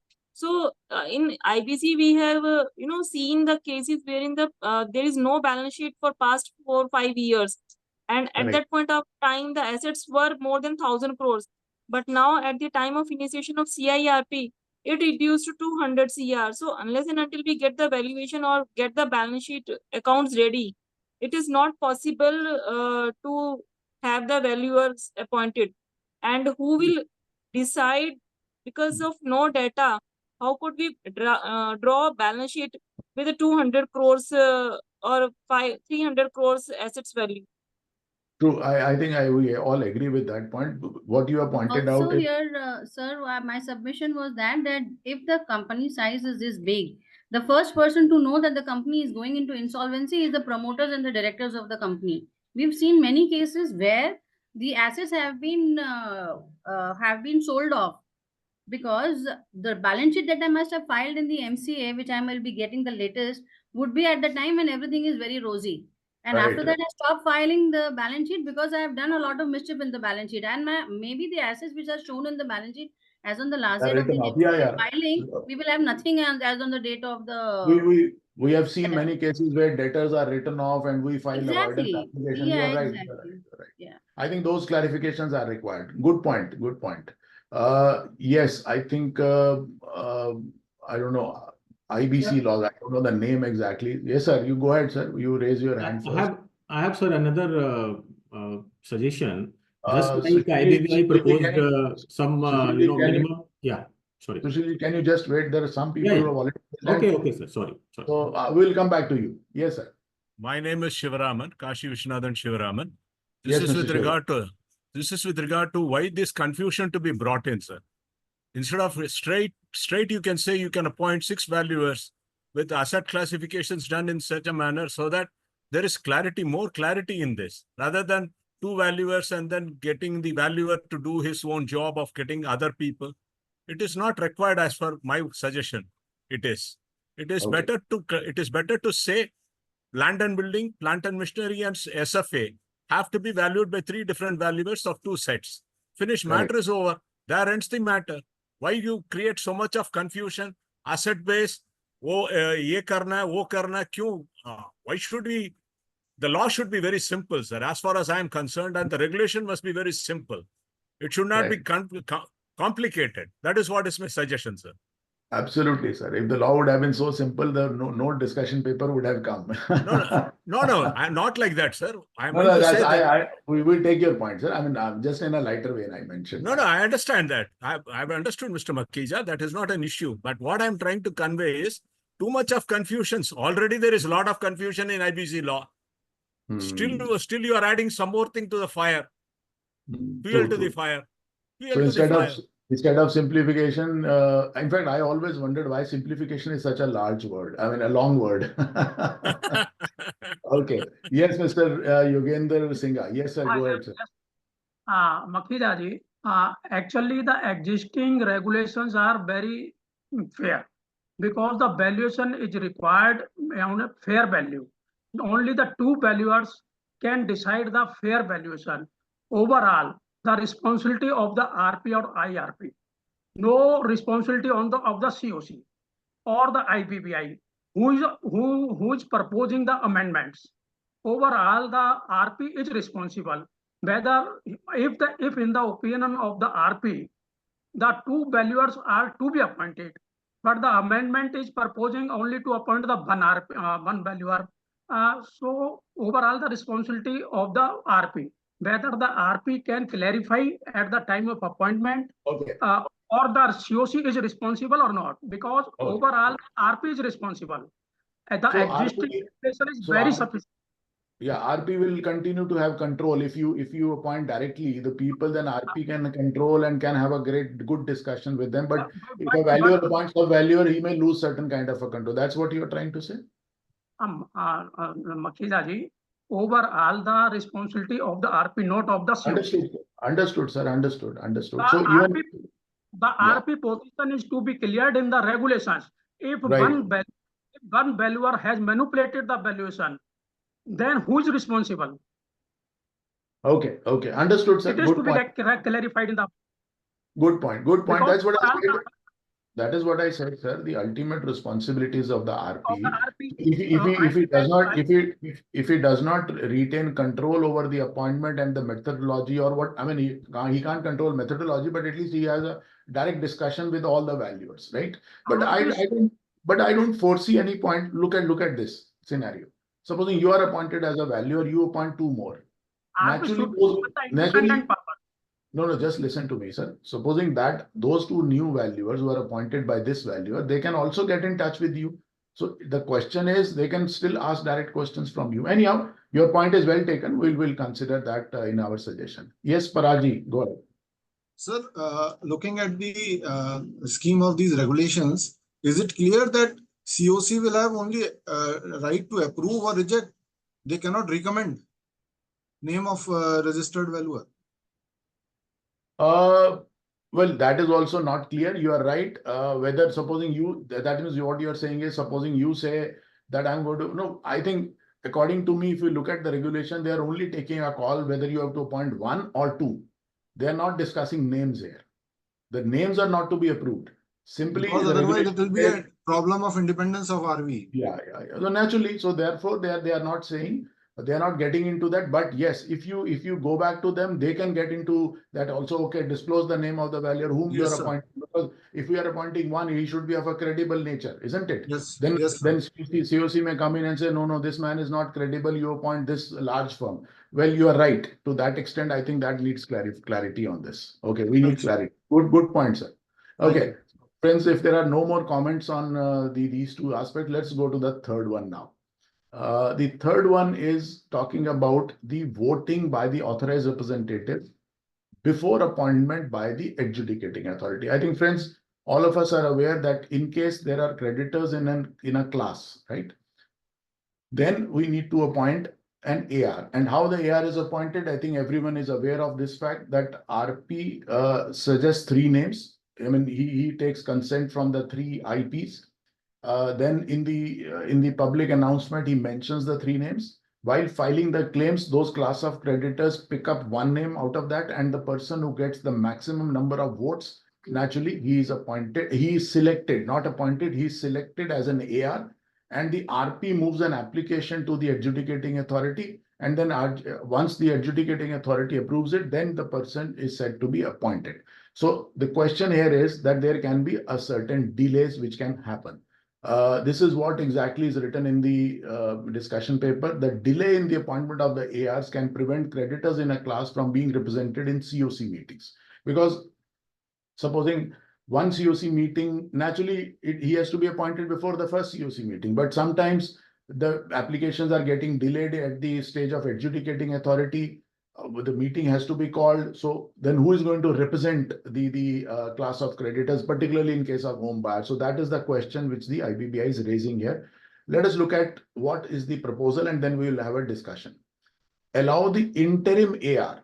In fact, they have not used the word interim AR. I'm using that word. In fact, they have said IP who will continue to be as in interim. So what they are saying is, supposing out of three, one IP gets the maximum number of votes. Now, naturally, that application will be made to the adjudicating authority, but while it is pending, IBBI says that person who gets maximum number of votes should be entitled to perform his duties, continue to be performed as duties as kind of interim. So I will use the word interim AR, right? So interim AR typically will be using their powers, and they will also be exercising all powers and duties and representing the class of creditors in all COC meetings till the time his approval comes. So typically they are bringing out a new concept of interim AR. Well, this is the proviso which they are going to insert on regulation 16A, provided that the IP selected under sub-regulation 1 to act as AR for a class of shall be entitled to attend the meetings of the COC and perform such duties as provided under section 25A from the date of submission of application for his appointment as AR to the adjudicating authority till such date of his confirmation by the adjudicating authority. So this is the proposal, my dear friends, proposed amendment which is there. Well, the benefits of this is that there is a continuous representation, so creditors are not left high and dry, they are always represented. Then there is a creditors' rights are also protected. So this is one of the benefits. What are the potential legal challenges which I can foresee? Of course, we will be opening for discussion also. Number one, whether the regulation, which is a proviso which they are adding under regulation 16A1, whether it can supersede 21(6)A and 25A. In the act itself, the word used is authorized representative. There is no concept of interim AR.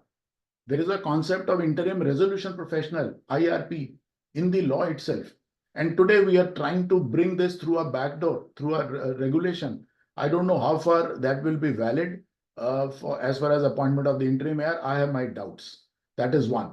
Number two, now, if the interim AR takes actions, right, because he's still not confirmed by the adjudicating authority. Now, what happens supposing if the AR rejects his appointment? Typically, they will not. And we have not seen any case where the AR appointment is rejected, but there can be a chance that his appointment is rejected. Let's look at in a theoretical manner. Then what happens to the decision which has been taken? And thirdly, now here comes the major suggestion. Today, you are saying that adjudicating authority, your approval does not matter. Whether you approve or not, our man will continue to act as AR and he will take all the calls. You take your own sweet time, you appoint after 6 months, we don't care. Is that the situation we are wanting? Then if that is the situation, then why can't you change the law and say, you see, A will not appoint, let the class of creditors whom they have selected, he is appointed as an AR. Change the law then. Why do we need that? In fact, if you want real simplification, appointment of AR, why do we have to go back to the adjudicating authority at all? So my suggestion for simplification would be that if the home buyers or the class of creditors have selected one person who gets the maximum votes, let him start functioning as an AR, not as an interim AR. Let's change the law.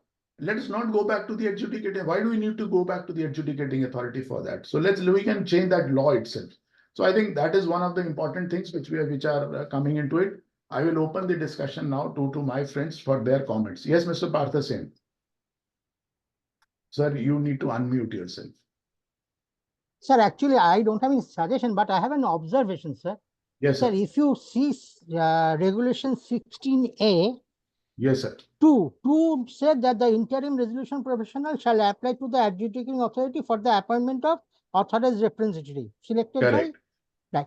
Then 3 said any delay in appointment of authorized representative for any class of creditor shall not affect the validity of any decision taken in the committee by the committee. So does not it mean that regulation allow we to attend the meeting?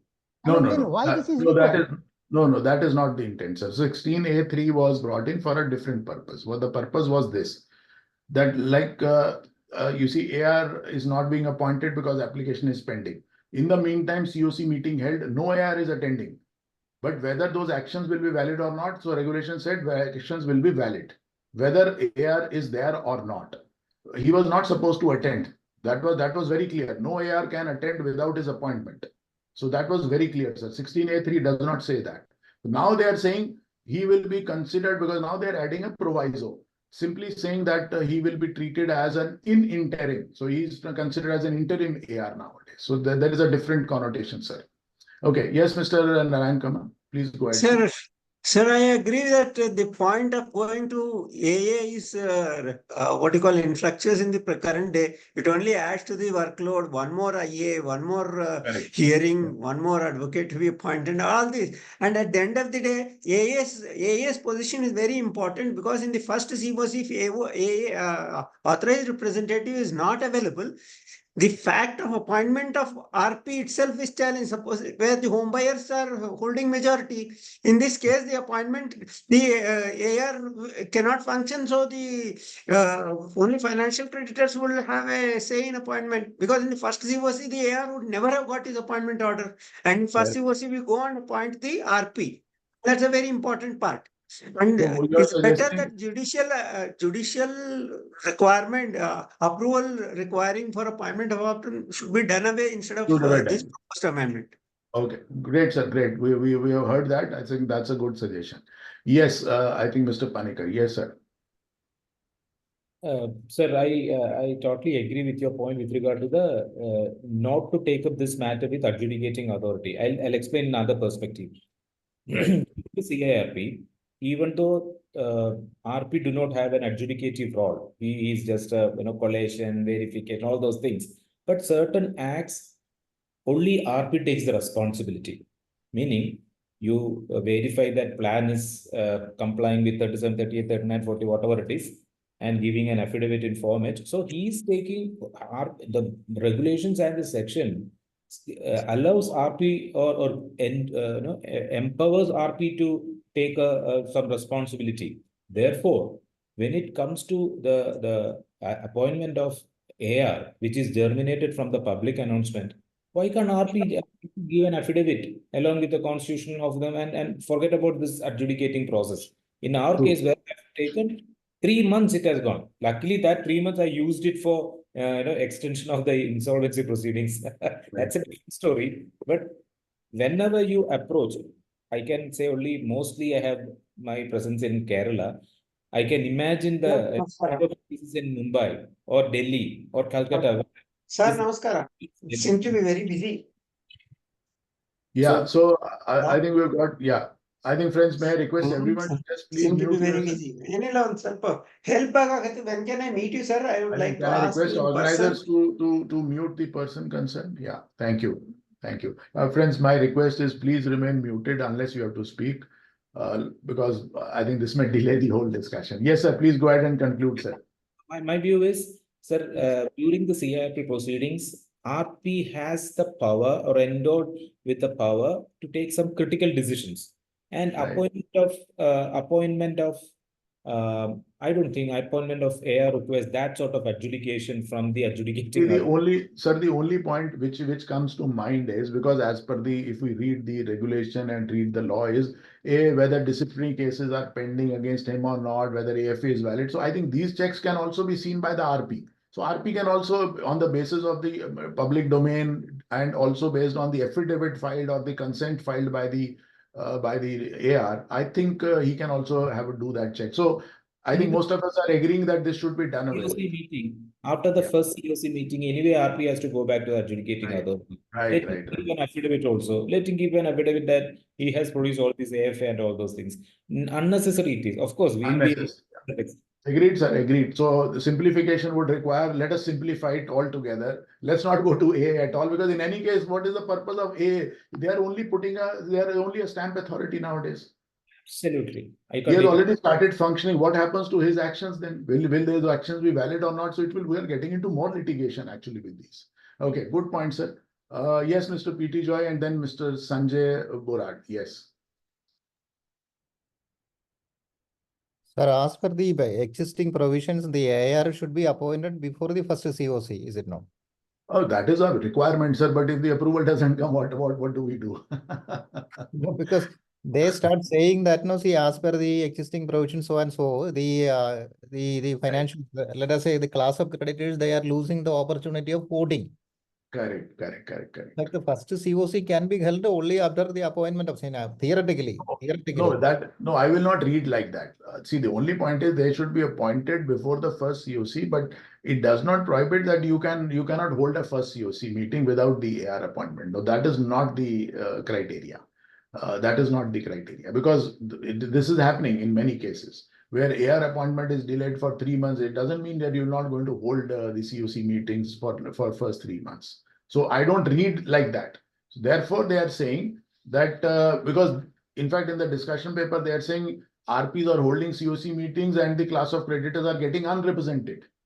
That is their point. So their point is that let's have an interim AR who will actually act, who will use all the powers and the duties of the normal AR till the time his appointment is confirmed. That is what they are trying to say. So they are typically saying, adjudicating authority, you don't matter. They are typically saying your approval is only administrative, but we don't bother about your approval nowadays. Okay, yes, Mr. Sanjay Burad. One word. See, even if the interim AR is replaced by another AR, no action done by the interim AR will be invalidated. No, there can't be another AR, sir, because see, the point is, I have not seen a single case where a AR is selected by the class of creditors and rejected by the adjudicator. I have not seen a single case. If somebody is aware of that, please let us know. Okay. So typically speaking, there is no question of second AR being appointed, but there can be a circumstance in theory. In theory, there can be a circumstance that a second AR comes in place of the interim AR. Then what happens? So whether these actions are valid or not. So I think we need that proviso also to that extent. Yes, Mr. Sanjay Burad. Go ahead, sir. So I am an AR in a particular case, and in my case, what happened? There were 2 ARs who got same number of votes. So okay. Then, okay. then the RP went to adjudicating authority and then asked their view on that, and they appointed me out of. Okay, good point, Mr. This possibility is not taken care of. Yes, talk about. So in the normal circumstances also it is not taken around. And now in this case, who will act as an interim AR? Your good point. So whether both of them will act as interim AR in the meantime. Precisely.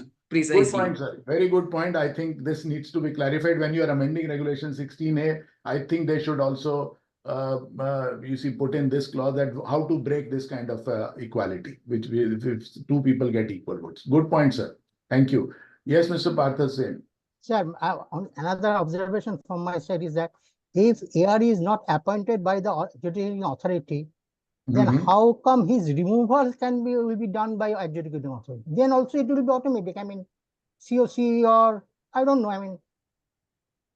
Okay. See, as far as the removal of the AR is concerned, there is no provision in the IBC. But typically speaking, you see, there are judgments now which say that if the class of creditors are not happy with the AR, naturally they approach the NCLT under Section 60, subsection 5, because that is the omnibus section. And there are judgments, there are orders which have said to replace the AR. We have got those judgments also. So that is a separate issue altogether. We are only talking about the interim AR at this stage, whether he should act as a full AR with all powers and duties, or whether any approval of the AA is required or not. That was the moot question here, sir. So do you have any comments on this, sir? No, actually, my comment is that, okay, I am not talking against appointing the interim AR, but the appointment of AR should be through NCLT. And that is only my comment. No, AR, no. So let's understand. Once the AR is selected, naturally, application will be made. But while that application is being considered or pending before the adjudicating authority, there is a gap. Who is going to attend? So now IBBI says, despite the fact that application is pending, application is mandatory, but then this person will act as an interim AR. That is what the IBBI says. So we are only saying we are seeing little potential legal challenges in this, right? So that is what we have written on the screen also. So okay, so I think we have got. First class. Manoj, can you just mute yourself, sir? Yeah. Okay, I think let's go for. I think can I request the organizers to please mute? Okay, so these are the potential issues in the role of the interim AR. I think Manoj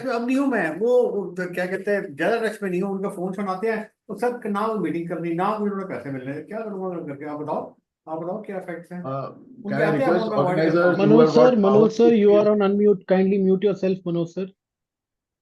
Okay. Or who's the I think now he's muted. Okay. So friends, I once again request you, if you are not saying anything, Mr. Manoj, can you please mute yourself? I think he's not hearing us. Can somebody call him? I am calling He's him. already on phone. So he'll not Who's take the host from transition? The host from transition can mute. Yeah, I think one of the hosts has to do that. Everybody. Yeah. Okay. So I think we have already commented that do away completely with the requirement of approval. So to make it more simplified, that is one. Now let us come down to the fourth suggestion, my dear friends, which is also very important. Of course, it does not affect the RPs that much, but it affects the personal guarantor. So here the stakeholders are personal guarantors. I think their view should be taken more than the RPs. But anyway, we are also competent. We can definitely do that. So current practice is that the IBBI discussion paper says that judicial authorities have issued multiple, sometimes contradictory orders regarding the treatment of guarantees in a resolution plan. Well, friends, let me give you a broad perspective. Some of the resolution plan says that the guarantees, personal guarantees, will also be deemed to be satisfied. So therefore, the financial creditors to whom the personal guarantees were given, they will not be proceeding with the personal guarantees. So this is exactly what has happened in some resolutions, and those resolutions have been approved also. So that is what, and some of the judgments say, no, we can't deal with the personal guarantee matters in the resolution plan. So there are some contradictory orders which IBBI is also referring to. So here they say that this has led to uncertainty about whether the approval of a resolution plan for a corporate debtor automatically releases its guarantors for liability. This is what their stand is, in the discussion paper. Let us look at what is the proposed amendment. Now they say to address the ambiguity, now we need to amend the CIRP regulations to clarify that a resolution plan does not extinguish the rights of creditors to proceed against the guarantors. So now they want to put in, a proviso in Regulation 37, which talks about the resolution plans, that the guarantees will remain valid. So let us look at, Lalit Kumar Jain, because they have said that Lalit Kumar Jain Union versus Union of India judgment has clarified. But I'm reading it little differently, right, than what IBBI is reading. I've just reproduced that paragraph. It says, in view of the above discussion, it is held that the approval of a resolution plan does not ipso facto, please underline the word ipso facto, discharge a personal guarantor of her or his liabilities under the contract of guarantee. As held by this court, the release or discharge of a principal borrower from the debt owed by its creditors by an involuntary process by operation of law due to liquidation or insolvency or approval of resolution plan, of course, does not absolve the surety guarantor of his or her liability which arises out of an independent contract. So Supreme Court is absolutely right. But they have not dealt with the subject. They have actually talking about in a general manner, looking of the the contract, Indian Contract Act provisions, that whether supposing a resolution plan is approved in case of a CD, whether personal guarantors also get discharged. Supreme Court says no. But now if you want to bring a specific provision that what is the specific provision they want to bring in? Look at this. They are trying to insert a new proviso in Regulation 37 Clause F, which says the reduction in payment of creditor. Clause F talks about reduction in payment of creditors, and then now a proviso is being added underneath, provided that a resolution plan shall not prevent the creditors from enforcing their rights against the guarantors of the corporate debtor.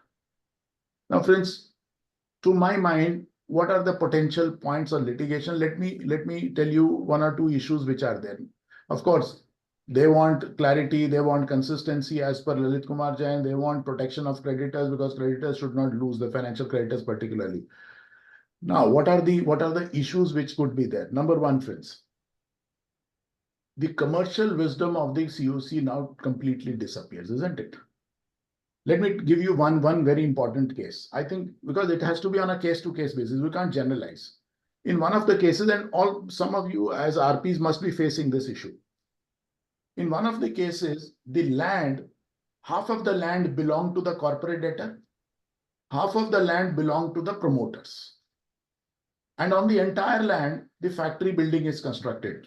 So there is no diversity, there is no, you can say, division. It's a contiguous land. And on the contiguous land, continuous factory, building has been constructed. So it's very difficult. Today, if I need a resolution plan, I need to involve the promoters. Because unless they give the approval, I can't include their land in my resolution plan. And without that, the factory land, factory building cannot be included. So nobody is going to file a resolution plan for that. So typically what happened, they approached the, the resolution applicant, RA approached the, promoter. They said, why don't you agree to give your land? He said, I will agree, provided you discharge me from my personal guarantor liabilities. It's always a give and take.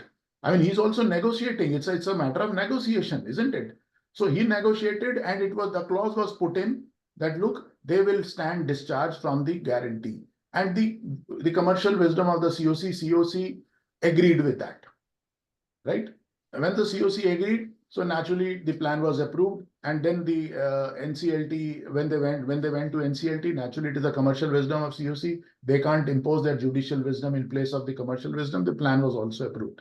But now I can see a potential difficulty if I put this sentence. That means now the guarantors or the promoters will never be, saying that we stand discharged. So why can't we leave it at the wisdom of commercial wisdom? But let me give you another point also. The second aspect is that supposing there are two financial creditors and the promoters have given guarantee to both the financial creditors. One financial creditor has 75% majority, the other has 25%. Now the person with the 75% approves that, but the 25% does not agree. So will his guarantee will also be discharged if it is mentioned in a resolution plan? So that means a majority can always bulldoze a minority, isn't it? That is also another second point which is there. So these are the two aspects which I wanted to bring in. I think I will open this for discussions one by one. Bharti ji, then Vikram ji, and then Shailesh Ojha ji. Yes, please, one by one, sir. Yes, sir. I have a take on this, sir. कि जब according to our resolution plans, wherein the promoters can also be part of the resolution plan if it's an MSME.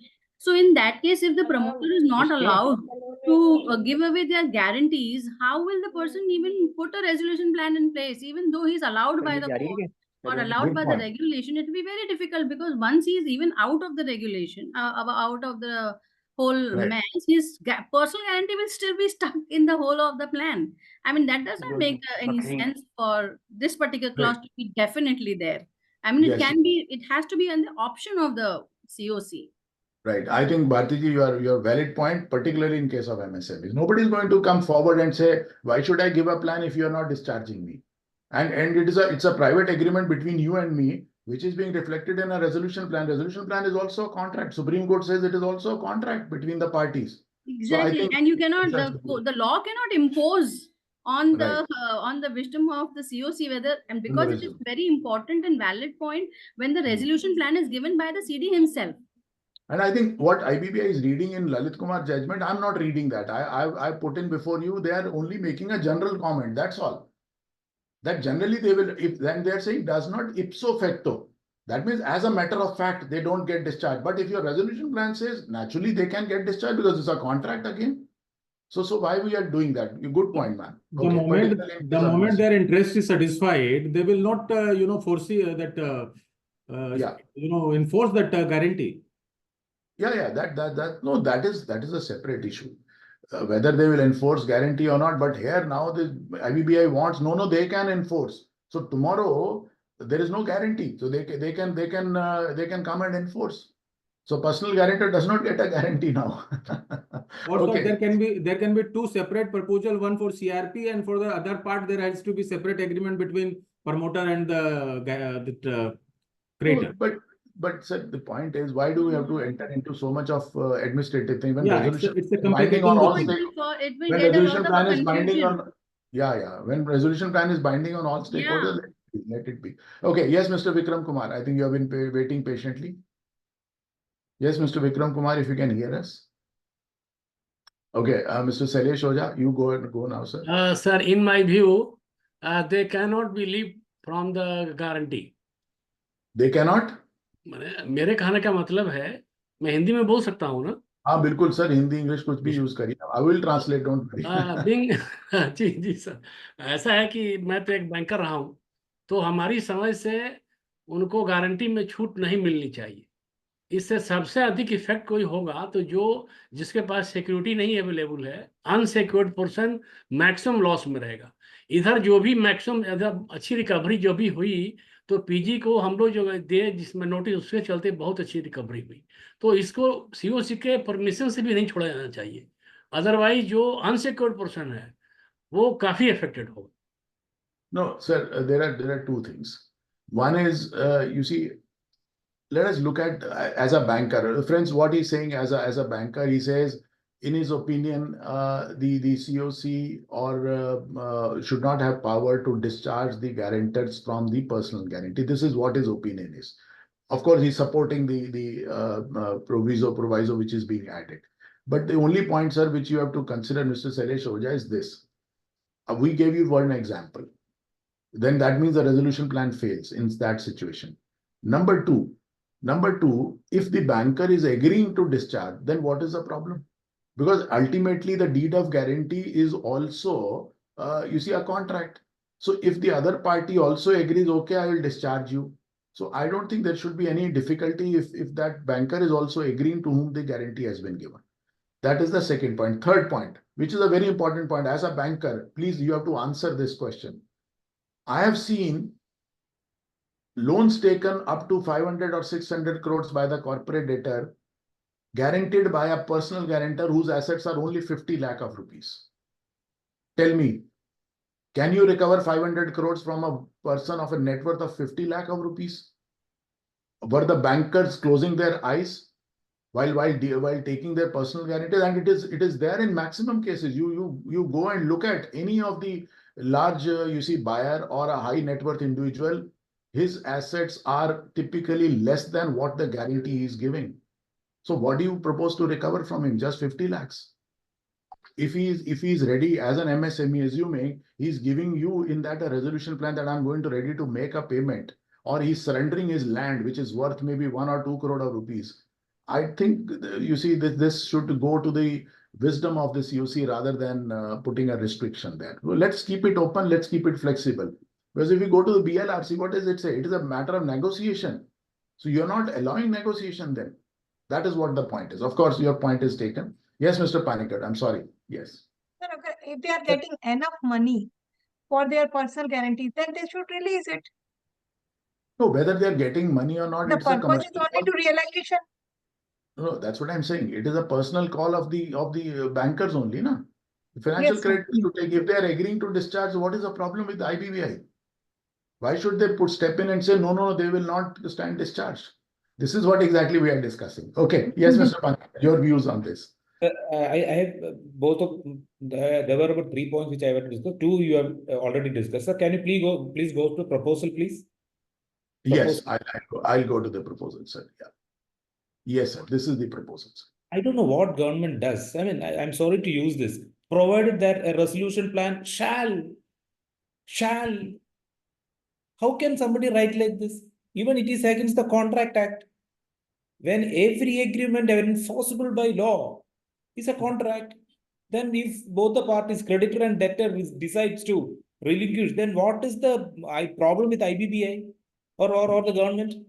The word shall itself should be thrown away. At best, you can use the word may. If you use may, then it has no meaning at all. So what they are intending is no, your plan will not discharge the rights of the guarantor. In any case, Supreme Court has clarified why the IBBI wants to bring in This is a classic case of not appreciating the intent of code. It should not be used as a recovery mechanism. I overstepping. Agree with Shailesh, sir. It is not a recovery mechanism. Right. Oh, I agree, sir. I agree. I think your point is well taken, This sir. is a case of over-regulation, not a... Yes, it's a case of over-regulation. Bilkul, absolutely. Yes, How somebody shall and say that it is a recovery. It's not a recovery. It's a resolution. True. Yes, Mr. Alan Bosco, please go ahead, sir. And then Mr. Girish. Good evening, sir. So my point of view on this is that what IBBI has ended up doing is it has undone all the court judgments when it comes to release of personal guarantors. So right now they're saying that you cannot release a personal guarantor in a resolution plan. Correct. And I think what could have saved this amendment is to say that you cannot release a, you could have changed it to say that it does not prevent a dissenting financial creditor from enforcing their rights. I think this would have saved the entire intent that IBBI had. So I agree with your point where you say that if the creditor and the debtor agrees, why not release the guarantor? That is absolutely true. Right. But adding a clause that you cannot, it will not affect a dissenting financial creditor will ensure that there is no cram down by. Okay, got your point. So therefore, those people who are approving the resolution plan, we can say that they have consented to the plan and they are discharging. But those financial creditors who have voted against the resolution plan, then they should continue to proceed against the guarantor. That is what you are trying to say, sir? Absolutely, sir. That makes sense because. Good point, sir. Good point. I think that's a good point. Yes, Mr. Girish, and then we will go to Mr. Rajkamal. Yes. Yeah, I think essentially it's the same point which Mr. Bosco has raised. I think as it is, the IBC allows initiation of CIRP against the personal guarantors, even if the CIRP against the CD is ongoing. So we can have two parallel CIRPs Right. with relation to the same CD, one against the CD itself and one against the personal guarantors. So I think the IBC allows that. So it is a discretion of the financial creditor whether they want to initiate some action, recovery action against the personal guarantor. They should leave it at that. And another point is why would a resolution plan talk about the relieving personal guarantors? Because their concern is, I mean, they want to. It should be restricted to making the city ongoing concern, correct? No, actually, sir, there are certain situations like Bharti ji mentioned that in case of MSME, the promoters can submit their plan because 29A, C and H are not applicable. Now, while giving plan, naturally, they would like that we should be discharged from the guarantees. But they can use that as a route to get themselves discharged. They can use it. No? That's what I'm saying. So they can use this route. So therefore, in a resolution plan, they will put that clause for their own security and benefit, which is possible. And it has been done. It has been approved in many cases also. But is it desirable, sir? Yeah, it is. Naturally, sir, let's understand in a broader manner. I think our concept should be clear. Let's talk about that. Why personal guarantors cases of insolvency resolution also come to NCLT, not to DRT? Please tell me what was the objective? Why did you see the central government bifurcated individuals into two parts on 23rd November 2017 itself? In the first amendment of by ordinance, the purpose was that look, the debt is same, the liability is same, because if the corporate debtor fails, then the personal guarantor is supposed to pay. They said if the CRP is going on, the case of personal guarantor should also be dealt by the same NCLT. That means, in fact, if you ask me, there should be a provision for a common resolution or stroke repayment plan. Why do you want two plans? Because if the same NCLT is dealing, their issues should also be taken care of in a resolution plan itself. So I don't foresee any problem, sir, where personal guarantors are discharged in a resolution plan. I think there's a benefit for the promoter. We are giving them an advantage. Come forward and pay your money. Get away with your personal guarantees also. I think that's a good message which we are giving to promoters. But today, if we restrict, then you are restricting the contract in India.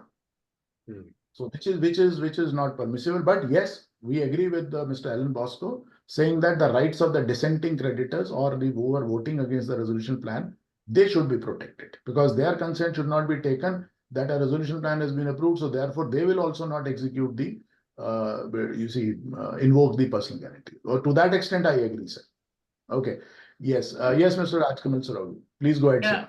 The point which I wanted to mention, in the last you have already mentioned that when the resolution is to be given, it is to be given taking into the guarantees given by the guarantors. It may be a corporate guarantee or it may be a personal guarantee. So either way, the solution should be in the regional plan that it is a wholesome solution with the guarantee itself, along with the guarantee itself.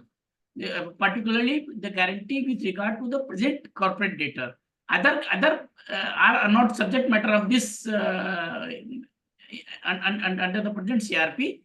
But the solution for the guarantee for the guarantee for this corporate debtors should be dealt in this along with this CRP only. That should be the that should be the intent of the law.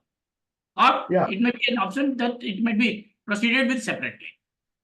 Correct, correct. So all what we are saying is, naturally, if that corporate debtor plan is concerned, so it will talk about the guarantees given in respect of that corporate debtor. That is what you are trying to say. You are absolutely right. I think that is what is taken. Not for all guarantees all over the world which he has given.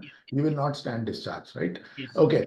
So friends, these are the suggestions which we have got it. I think I would say that as far as personal guarantors cases are concerned, we need to consult the personal guarantors also, because their views are very, very important for that. So friends, I think we have already discussed, we have already debated all these aspects. So I think thank you so much. We have taken the first discussion paper. We have almost taken 2 hours on this because we needed a lot of this. There were only 4 amendments, but we took almost 2 hours. If the time permits and the organizers feel, we can go ahead for next 10-15 minutes to discuss the liquidation progress report also, because that's not a very big deal.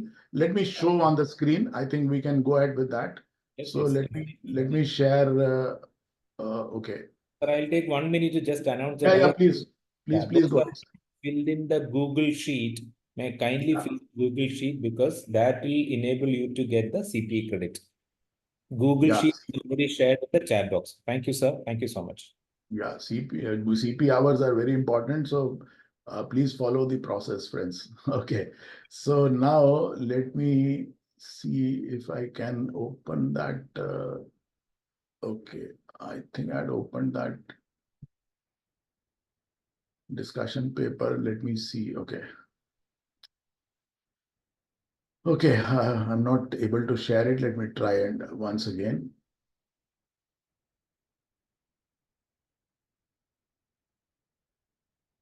Yeah, okay. Now, can you see this document now? I believe you can, right? Okay. Yes, we can see. Yes. So, friends, this is a discussion paper which has been issued very recently on 21st January, which is the last week. Typically, they are, because progress report has to be submitted by the liquidators during the liquidation, but there was no standardized format which was available. Of course, the regulation mentioned that you have to mention these items, but there was no standardization. So today, in fact, this was what was required to be mentioned. Look at this on your screen. These were the things which were to be mentioned: the appointment, tenure, cessations, settlements, the status of the property that remains to be sold, distribution of the unsold property, and all those aspects which were required to be mentioned. But there was no standardized format. So we are moving towards a standardized. This is what the intention is: standardized format.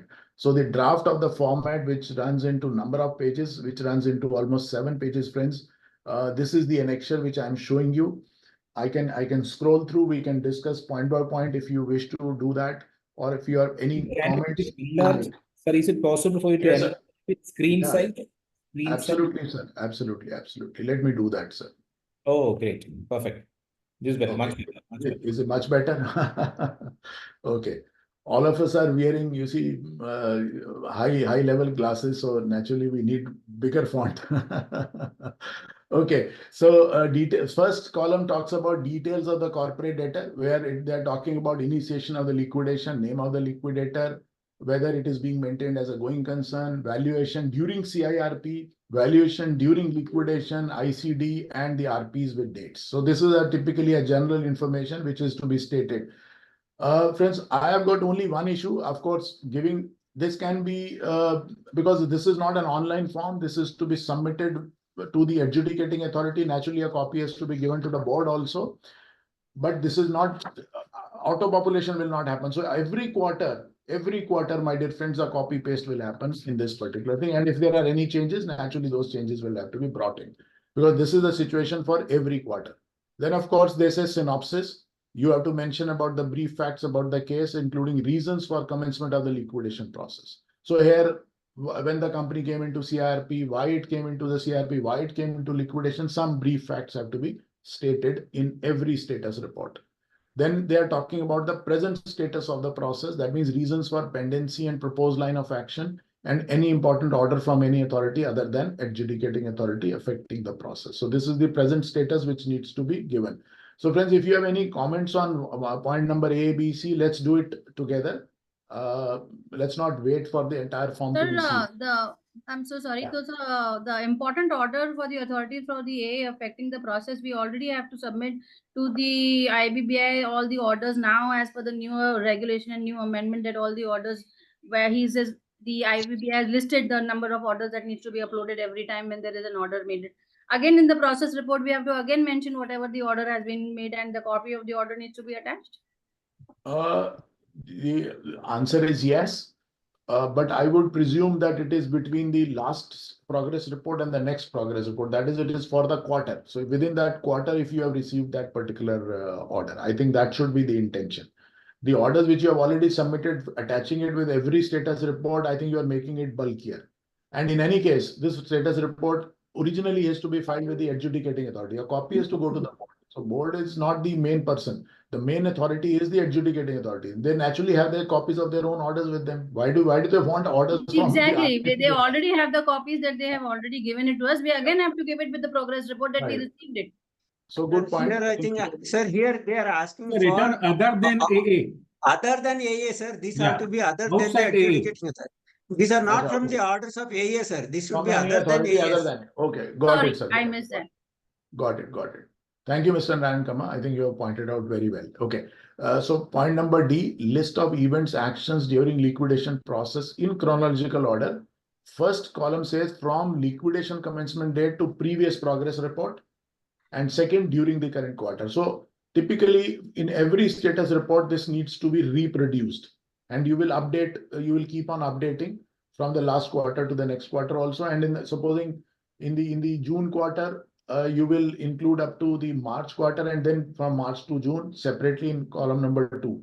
But when you reach the September stage, the first column will be up to the June and the second will be from July to September. So this is the way. I think there should not be any problem. But yes, I would only say that it is kind of very repetitive because every time, every quarter, this list is going to go long actually. The next one is point number E, talks about summary of receipts and payments during the quarter. I think this is essential, which is required as per regulation also. So I don't think I have any issues in any of the columns here. This in any case, liquidators will be maintaining. So they will have to inform. Here, I think there is an annexure also to the same effect. We need to also. Yeah, I'll come to that. I'm coming to that. Then non-fund based exposure of the banks during CIRP and liquidation process, exposure at the beginning of the quarter, exposure at the end of the quarter, reasons for change. Any bankers who can, or any RPs who can explain how the non-fund based exposure will change during liquidation? Yes, sir. So sometimes what happens is when there is an infra company, there are a lot of LCs or the BGs that are given to various authorities for taking the projects into hand. Sometimes they get devolved, sometimes they might not get devolved. Probably this is with respect to those non-fund based exposures of the bank. No, Bharti ji, let's understand. Non-fund based exposure is whether devolved or not devolved. They are not talking about devolvement. They're saying what is your non-bank, non-fund based exposure? How many LCs you have given? How many guarantees you have given? Devolvement se nahi chal raha hai. So only thing is, yes, if it's a running concern, going concern, yes, doing certain infrastructural project, there can be a change. There Yes, can be a change. I That agree. is why this letter was there, I think. Okay. Got it. Okay. So liquidation cost, naturally, liquidation cost, we don't have any issue in that. Distribution made to stakeholders, I think there should not be any problem because they are talking about claims admitted during the quarter, total claim admitted, the amount distributed at the beginning, during the quarter, and cumulative. So I think I don't foresee any issue in this. But now come to this. These are very important ones. Annexures, constitution of the SCC, and there are A to I, 9 annexures are there, for which also the format is there. Let's go to the format straight away. So constitution of the SCC. So that is to be stated in every status report. Then SCC meetings. So they say date of the meeting held during the quarter. So if you hold 3 meetings in a quarter, so naturally for each meeting, you will have to give this table. So again, I don't foresee any issue in this. There is no repetition. Appointment, cessation of professionals. Here they are not saying during the quarter. According to me, they should talk about during the quarter. or if they are wanting the details of all professionals for all times, I think then that will become very repetitive. So maybe because it's a quarterly report. Sir, intent is progress, so it has to be only for that particular quarter. हाँ, that is true, but sir क्या है ना, देखिए यहाँ पे क्या लिखा है, details of the meeting held during the quarter. यहाँ पे कुछ नहीं लिखा, quarter word is missing. Type करना भूल गया था सर. टाइप करना. नहीं सर, ये बात नहीं है. एक्चुअली प्रोफेशनल्स जो होते हैं जनरली कंटिन्यू रहते हैं. That is why they missed it here quarterly. No sir, continuation की बात नहीं है, यहाँ पे अपॉइंटमेंट की बात हो रही है. If you have appointed a new person, I should be giving that information in the next progress report. ना previous वाली की तो दे दी already, वो तो चल ही रहा है. अगर वो cease हुआ है, then I will write the date of cessation. So according to us, it should be only for during that quarter, not the all one. Then detail of the security interest realized or to be realized by each security secured creditor. Naturally, this will, yes sir, sorry, I'm sorry. That C, in that box C, the table C, instead of one additional column would suffice saying that whether it's continuing or not. Okay. Instead but even that also, sir, see, the point is, if it talks about cessation, and naturally if he ceases during the quarter, I'll give that information. So that means he's not continuing. So why do I need to repeat? Supposing I've appointed, say, 7 professionals and their appointment ceased in the last quarter itself. Do I have to give those details again? In fact, I remember my case where this was a big table for me. I used to write every time a person comes and goes. Right. So I think once you have given that in the first report, early previous quarter report, in the next quarter it should be progress. That is what we are trying to say. Okay. Then amount of security interest realized or to be realized, that is also there.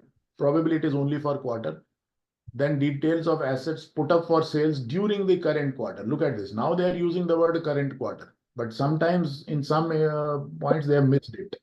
Then they say not being put up for sale, assets not being put up for sale during the quarter. So again, this is for quarter. Then they are talking about details of PUF application. I don't know whether it is for quarter or they are wanting the details for all times to come. If it is for all times, then in every status report, I need to recapture that information all the time. But yes, present status can change. So therefore, status obviously we can change during the quarter. Then details of cases pending before courts or tribunals. So here they are wanting the complete details. Earlier they were wanting only the copies of those orders, but here they are wanting the all cases initiated by CD or against the CD. And look at the last one, friends, the receipts and payments. I don't know. Let me go back. In the form itself, there were receipts and payment already there. Look at this, receipts and payment account. But here on the top, it says summary, right? And you see, this is a summary of the receipts and payments. But now at the end, they want a complete receipt and payment also. Probably, I don't know, it is also a summary or they are wanting some details. So any comments on this? Why do we have 2 columns for receipt and payment? Why IBBI wants maybe audited in a year you have to do it once. No, sir, this is not year, sir. It says at the beginning of the quarter, received during the quarter, at the end of the. So this is only a updation from previous quarter to this quarter. Repetition. And look at the previous one. So there are 2 receipts. Here they are saying summary. This is in a summarized form, right? And again, it says opening balance at the end of the previous quarter. Then at the beginning of the quarter, received during the quarter, at the end of the quarter, and then it's in a very generic way, right? Liquidator fee, liquidation process, miscellaneous expense, all those issues are there from where the money is coming and where the money is going. But here they are wanting in little more detail that again, in fact, if you ask me, it is like a summary only, isn't it? Sir, I think instead of left and right, they have made it नहीं sir, receipt and payment account हमेशा summary में ही होता है. Some columns are new. नहीं sir, final का account जो भी होते हैं, receipt and payment account कह लीजिए या इनकम एक्सपेंडिचर अकाउंट कर लीजिए, बैलेंस शीट कर लीजिए, वो समराइज फॉर्म में ही होता है. इट्स बेसिकली उन्होंने भी कोई कट एंड पेस्ट करके करा है. तो वी शुड रिकमेंड कि there should be only one receipt and payment account. Actually, if you ask me, is it possible that we can refer that the annexure, I mean, sir, काफी information नीचे में detail में है. Detail मांगा है, ऊपर में yeah, Yeah, let's go one by one. Look at this. Like it says liquidation process expenses, right? Yeah. So this is like and then liquidator fees separate. But let us go down below. Let us look at the this portion. Now here they say liquidation process cost. They have now given the It is in detail. liquidator fees, support service fee, marketing fees, litigation. So now there's a breakup is also there. Yeah. So typically that is a summary and this is a little more detailed kind of a thing. But दो बार देने का purpose नहीं है ना sir, आप उसी में वहीं पर ही expand कर दो ना. What is the purpose of giving twice? In detail, they Or are. else we could have also said that as per the annexure attached. Sir Below ऊपर में there is balance also sheet a है, नीचे में detailed schedule है. Sir ये schedule नहीं है, schedule नहीं है. Schedule नहीं है. ये It is not a summary है. schedule. Yeah, it's a summary. In And in fact, nutshell, we can, sir, in nutshell, we can say कि it should be one only. हाँ, it should be one. Maybe We you should- can combine या तो annexure में डाल दो या ऊपर डाल दो, whatever you want. We should give ये मैच करने तो ठीक है. Right. Because you see, Yes, sir, because once you sir. start filling these two this thing, maybe आपको बाद में पता चलेगा there are certain discrepancies which are coming in, isn't it? So, sir, I think the in the main form, it also includes the unpaid cost. It talks about the total cost. And in the annexure, they just talk about whatever has come and whatever has been paid. I think that is the difference. नहीं sir, दोनों ही cash flow है, दोनों ही cash flow है, receipt and payment. दोनों case में यही है sir, आप देखिए ना, at the beginning of the quarter. नहीं, कहीं unpaid भी लिखा हुआ है. अनपेड सर, अनपेड का वो एस्टिमेटेड का है, वो अलग कॉलम है सर, वो अलग है. देखिए यहाँ पे ये है लिक्विडेशन कॉस्ट में लिखा है.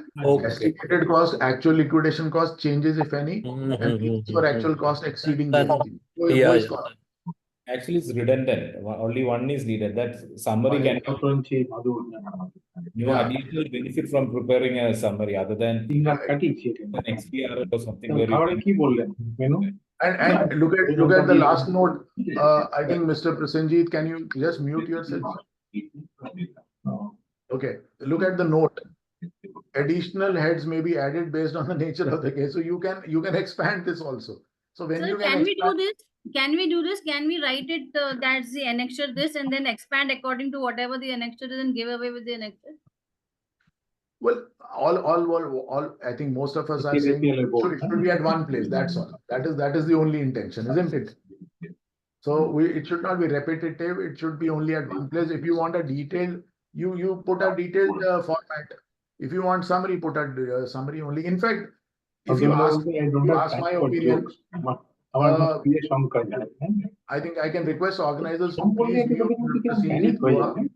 If organizers are hearing me, can Mr. Prasenjit can be muted, please? Yeah, thank you. So all I'm saying is that, look, in fact, in the last webinar also, I said why the IBBI is concerned or adjudicating authority is concerned with the transactions, going into the details. I think they should be concerned with high-level summaries. Typically, you see, you must have seen the cases. Let us talk about that. You file a status report or a progress report. Tell me whether any adjudicating authority goes into the details of that. How do they dispose of the application? Status report. Sometimes I have seen progress report being really taken on care. record. No. Sometimes they are discussed at length, sir. I have seen few cases. Okay. Maybe in our case, it is simply, sir, taken on record. Taken on record. Maximum 99% of cases are like that. 99% cases are like that. Agree.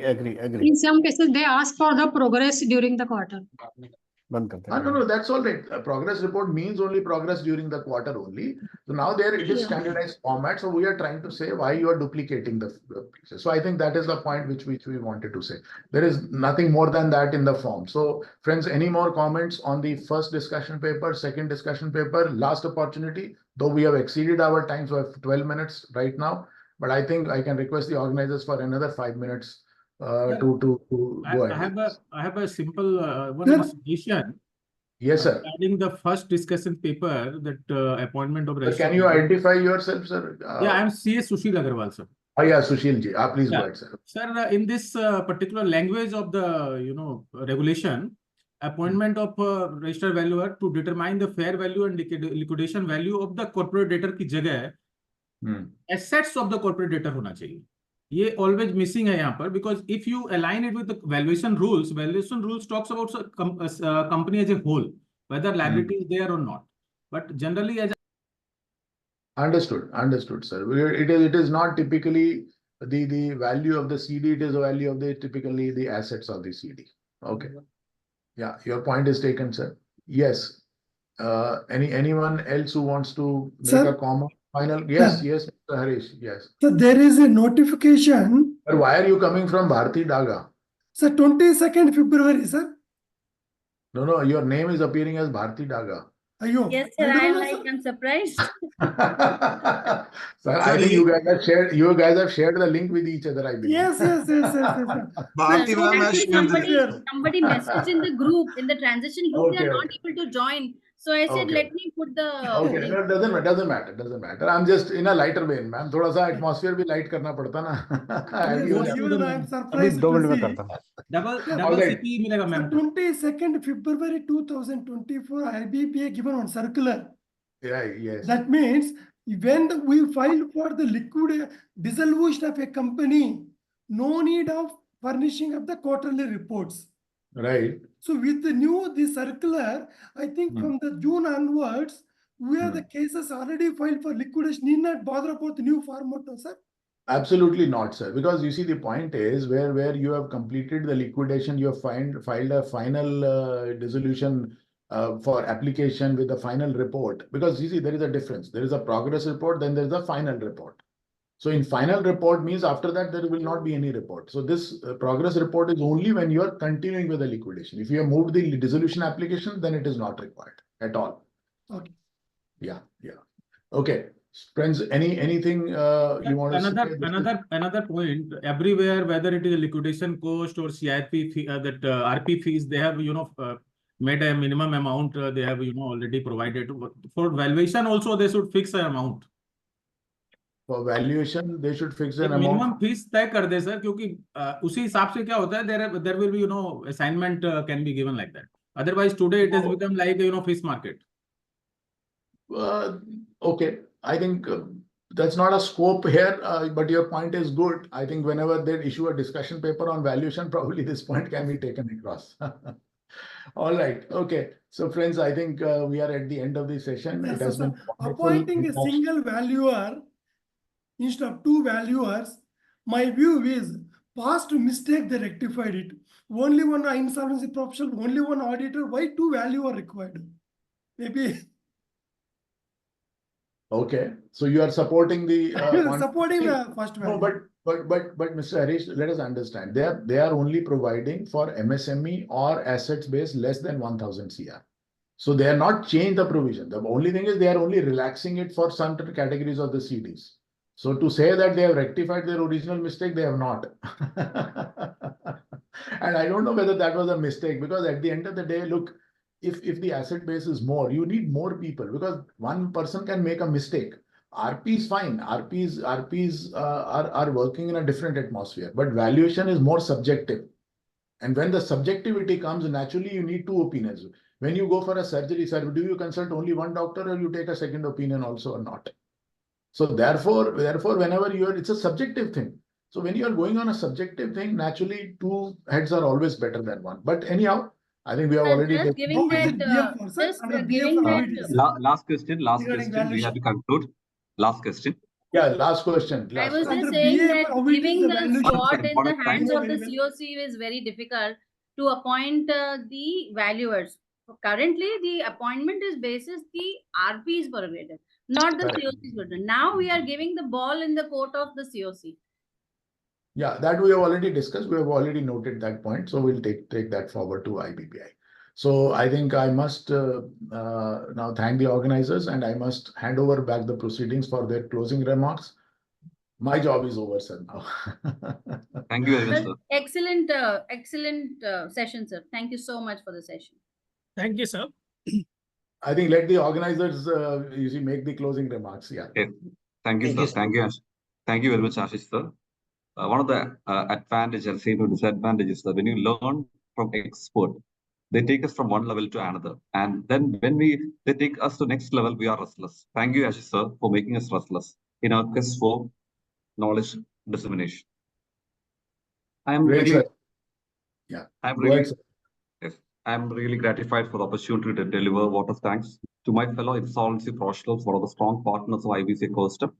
I'm assured that we all have got a lot of learning from this meeting, today's meeting. First of all, I'm thankful to IPA, ICMA, and MD Narasimhan sir for offering the support for a great cause of knowledge updation.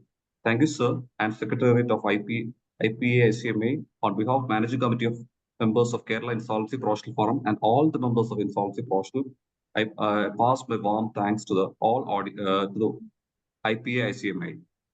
And today, our speaker for the day, I would like to call him the big B of insolvency, because when any student of law is going to learn insolvency in the days to come, sir will be remembered as the most valued person. So, and in the chats, we have seen that people are calling him as the guru of all. Yes, sir. You are truly a guru of all. Thanks a lot, sir, for giving us precious time in your busy schedule. It means a lot to us. Let me thank you, sir, on behalf of Managing Committee members of KIPF and all the members of KIPF. Let me thank Chairman of AIPA, Manoj Kumar Anand, sir, IBC Law team members for the support. I thank you all. And last and not the least, again, the members, all those members who are registered for this program came forward and registered for this event. I thank you all once again. I would like to call upon the Chairman of KIPF, thank you, Panikar, sir, for closing remarks. Thank you so much, Sean, and all the participants. Special thanks to Dr. Ashish Magija for getting up early. At what time is this now? 5 o'clock in the morning? No, now it is very comfortable time, 7:50 a.m. in the morning. Anyway, for somebody who takes this as a passion, getting up early is not an issue. Thank you so much, sir. And my all co-organizers, especially IPS, CMA, Transition, is a person called Rashmi, ma'am. I would have called us not less than 50 times in the last 2-3 days.